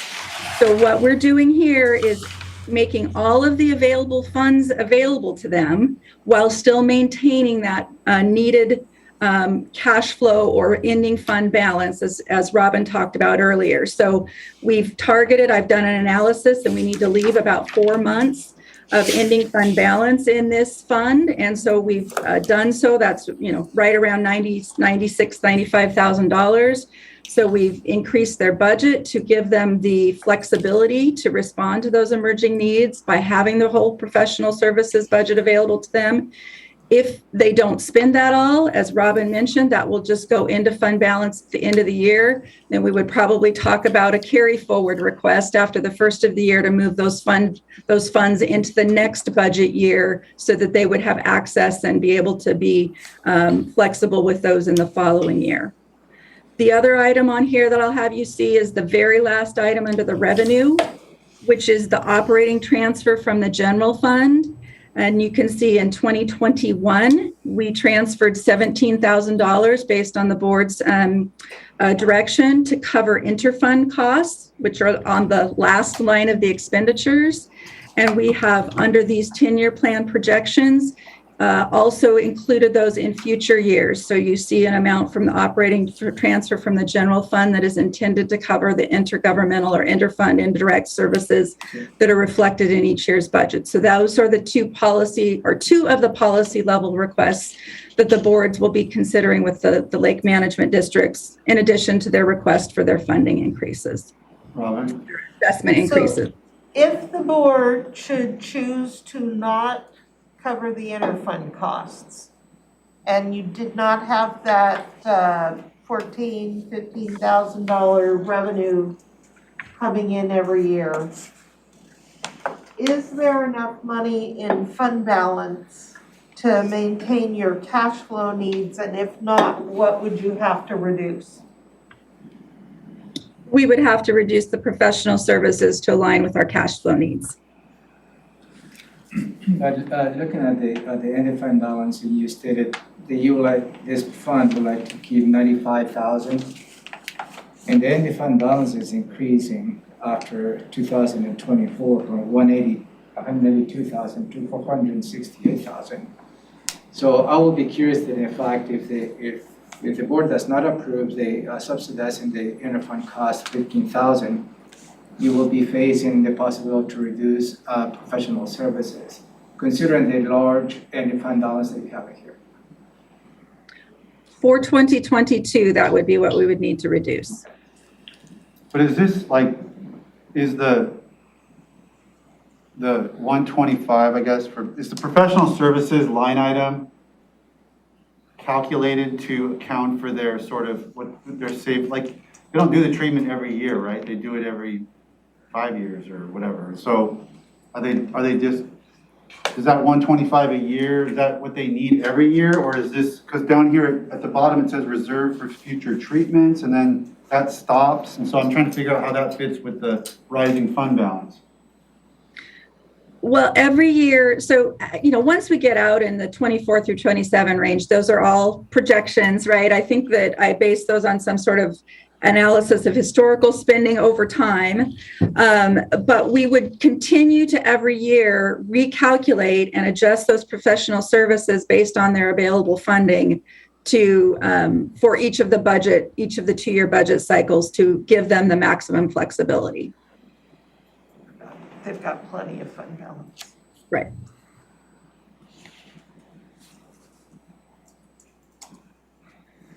Questions? Clear as mud. Boy. And the same approach, I'll just add, the same approach is taken with the Lake Lawrence 10-year financial plan. When we, I guess this is a Robin question, when we spent the $17,000 or whatever for their, they were talking about chunking up the administration stuff. I mean, they were like, well, we're good with, you know, the FTE to a certain point, but there's these indirect things, like they were parsing through the different things that are components of what they get charged. Yeah. Part of which they were fine with, but part of which they thought they shouldn't be charged. So I'm guessing, so what I'm asking is this 17,000 that we subsidize, let's say, did they pay for their staff time and that 17 only was covering those things that they were worried about, those super indirect pieces? Just Well, indirect. yeah, it's covering any indirect. So if you look under the expenditures, the last line under expenditure, intergovernmental services, that's what that 17,000 covered. They were When you billed said, just say under 17, are 60. you talking about that 16,766? Okay. Yeah, we rounded it up and did But an we're- even amount transfer. Yeah. That was the- Revenue. Okay, but then if I were thinking of Paula's time, for example, Paula's time is under wages, okay, salaries, salaries, wages, and benefits. benefits. So that's, she's into the 42. Okay, Right. all right, that makes sense.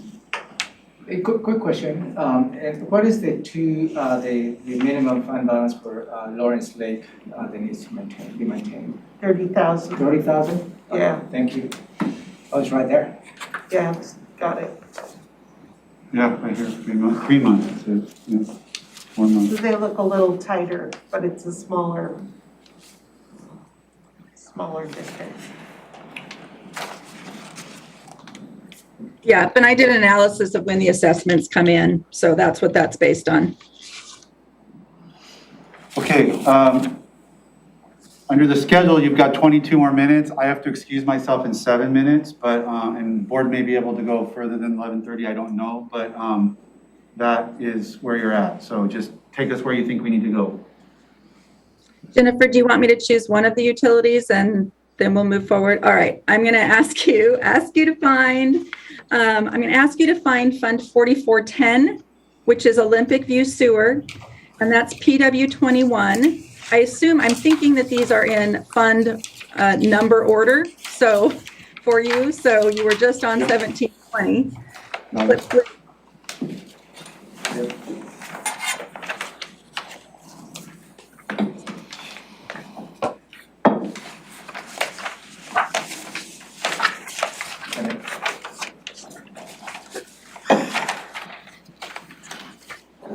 This fund's going in the red. Okay, Everybody's there. So, I mean, I'm only saying this because I just want for everybody to understand. As you know, in 2021, we are going through a rate and cost of services study. This 10-year plan should highlight the importance of what we're doing right there. This is a small fund. This is our smallest utility fund. It's Olympic View Sewer Utility. This is both a maintenance and operation and a capital fund, which is somewhat unique. All of the rest of our utilities have both the maintenance and operations and then a separate capital reserve fund. But as you can see here, we have a 22 and 23 proposed budget that maintains an adequate fund balance. But as you start to get out in 24 through 27 and beyond, this fund does not have enough revenue to support its capital needs. I will say, because I do not want to have anybody say you said the sky was falling, we do have some infrastructure improvement fund money built in. So in 2024, you can see there's a $10,000 number that's for capital and major maintenance projects that enables us to respond to emerging issues and some work that is planned. We do not always spend that. That could roll forward into the budget savings. The same is true of our proposed 2022 budget. So there may be a little bit of flex in this, but I just want you to see that over time, regardless, even if we had savings of that, this fund is not supporting its maintenance and operations or long-term needs. That is true of many of the utilities, and that just underscores the importance of that rate study and looking at opportunities to put all of the utilities in a healthier position. questions on That makes sense. that? All right, we think we're good on that one. One thing made sense. Yeah.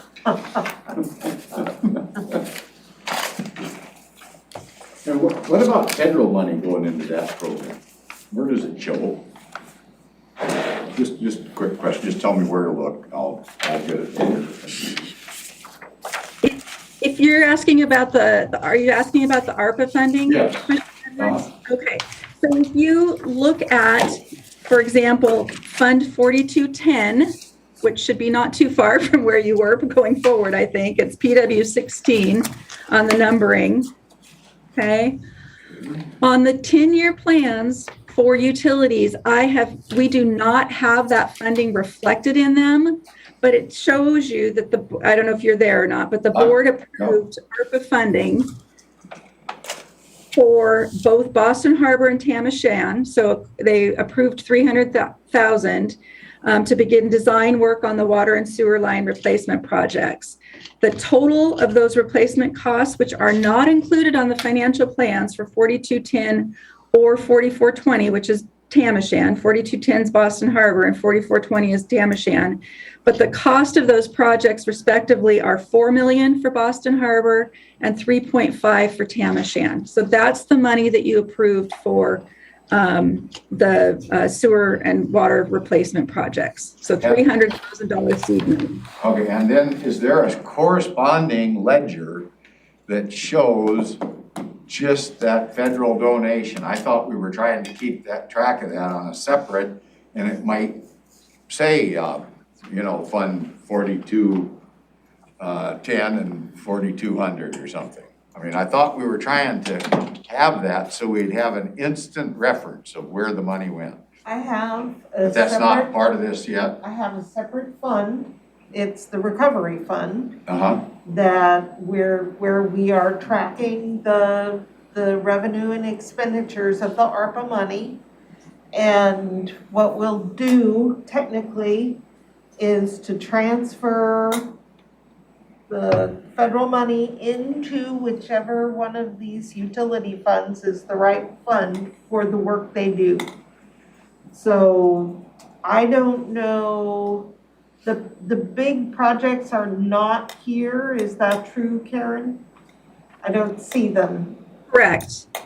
Is the 300,000 in pre-design work here? It is not included on these Also financial. not here. So I assume that will be through a budget amendment that we manage here at the end of the.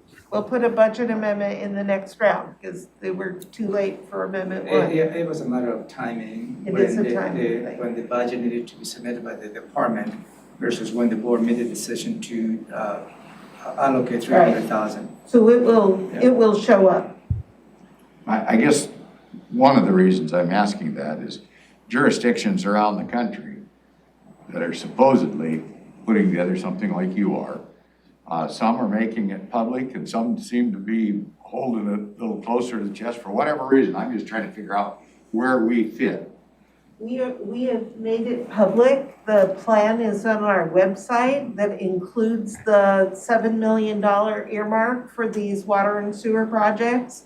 And we're in the process of designing public information and a citizen survey around what the board's plan is to use that money. We're just So not there just yet. it is, the plan is done? already on our website. And Readily we're available, working on is it? It is absolutely available Okay, on well, that's our better than website. some of the jurisdictions are doing, I'm told. Some have it stuck somewhere or something. I don't know enough Ours about is it. on our website. Okay, good enough. That's good. I'm good. All right. Thank you. So do you want to touch at all on capital, Jennifer, and then wrap it up? Got two items. So I'm going to I do a summary of capital projects and then do the park impact fee annual report and then show all of the documents you should have in your packet. Should you want to look at the specific description of the project, the budget, policy level. And where are we going for a page? Yeah, where are we going? Back to the Page. PowerPoint. Page 19, I'm pulling it up right now. Okay, PowerPoint. so we go back this way. Can I put away the 10-year financials? Are we gonna go back and look at those? We'll put them away. Yes, put them away. Okay. So this is a summary of our capital program for all of our systems. So That's on we've page got- 19. That is correct. Page 19 of our PowerPoint. Okay. So this is over the next 6 years, the number of projects that we are planning, and the estimated expenditures for those projects. Just a reminder to the board, we already went through the capital projects through our project-based budgeting.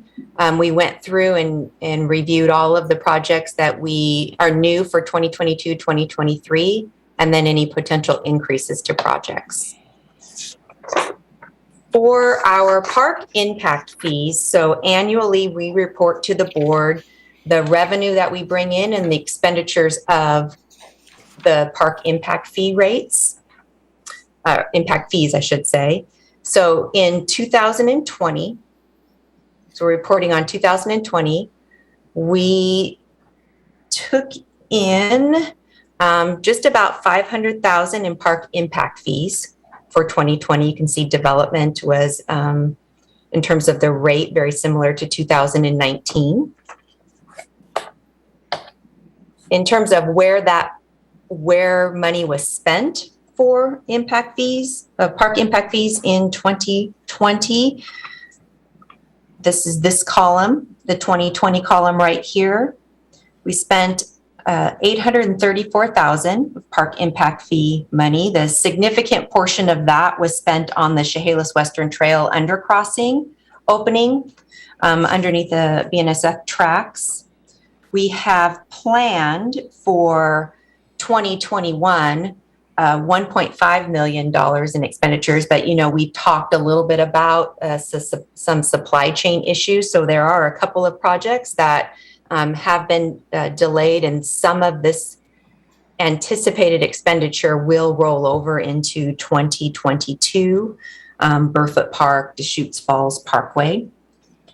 And I was then going to lead into the 10-year financial plan of the Park Impact Fee Fund, but I will not do that, and I will ask, are there any specific questions regarding the Park Impact Fees annual report? What's the change from 21 to 22?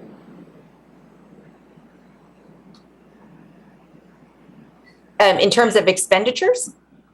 Revenue. So What did we change there? we don't have the revenue yet. So this is on revenue, reporting on actuals. So we're showing what we brought in for 2020. And then on expenditures, we're showing what we spent in 2020 and then what we anticipate spending in 21 and 22. Okay. And I would just add, if I could, that we are on track to spend, so we have a 10-year time frame in which to spend or obligate these funds. And so we are on track, just as we are with the transportation impact fees, to meet that requirement of spending them within that 10-year time period. Okay, I'm good.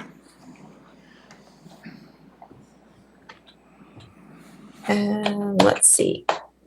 Well, now we were going to go through, so, okay.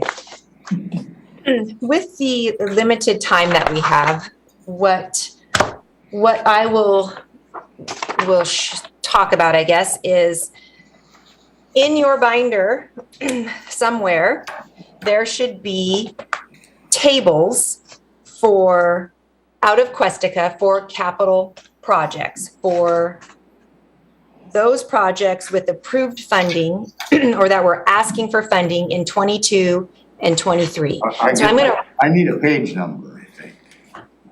So I'm going to rely, because I don't know how your Denise, Yeah. you want to, thank you.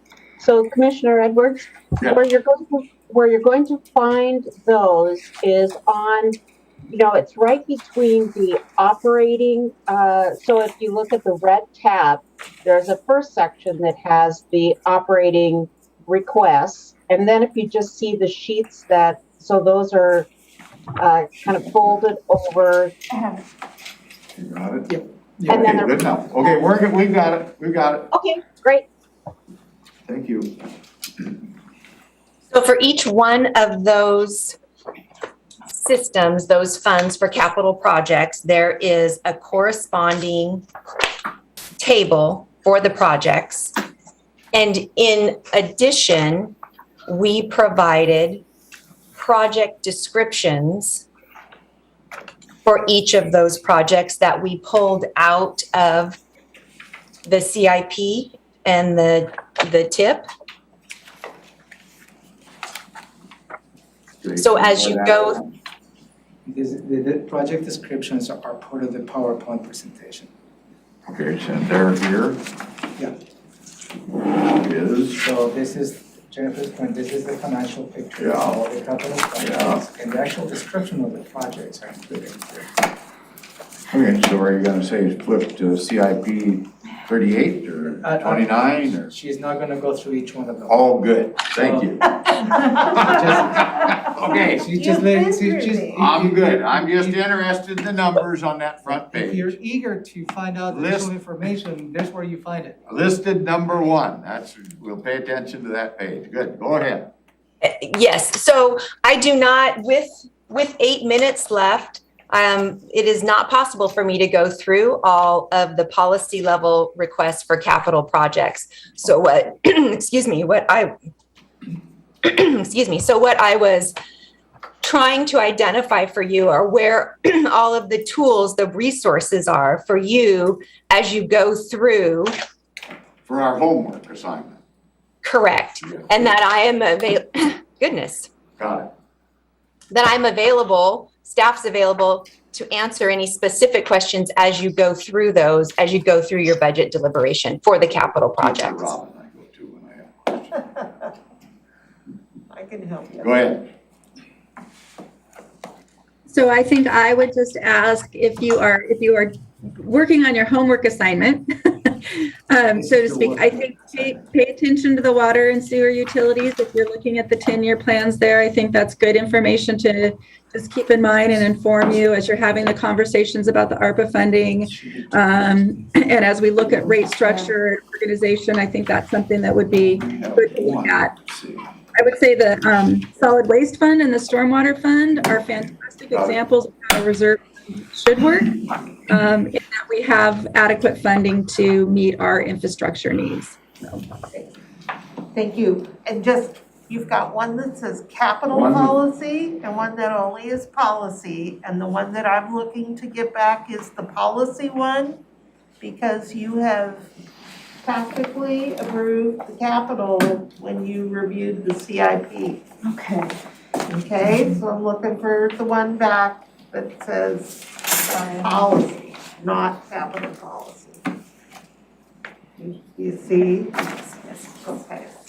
All And right. I would be happy for the next budget process, if you wanted to allocate an entire day to Public Works, I would be totally fine with that. Yeah, we'll see how that goes. We might reduce that by the time it's all said and done. We'll see. All right. Ready to. Well, thank you for the opportunity to present. I know it's a lot of information, but if there's any additional questions that you have in follow-up, I'd be happy to answer them. We'll come back at 1:30. Okay. We're gonna cancel out here in just as soon as I get this damn thing to work.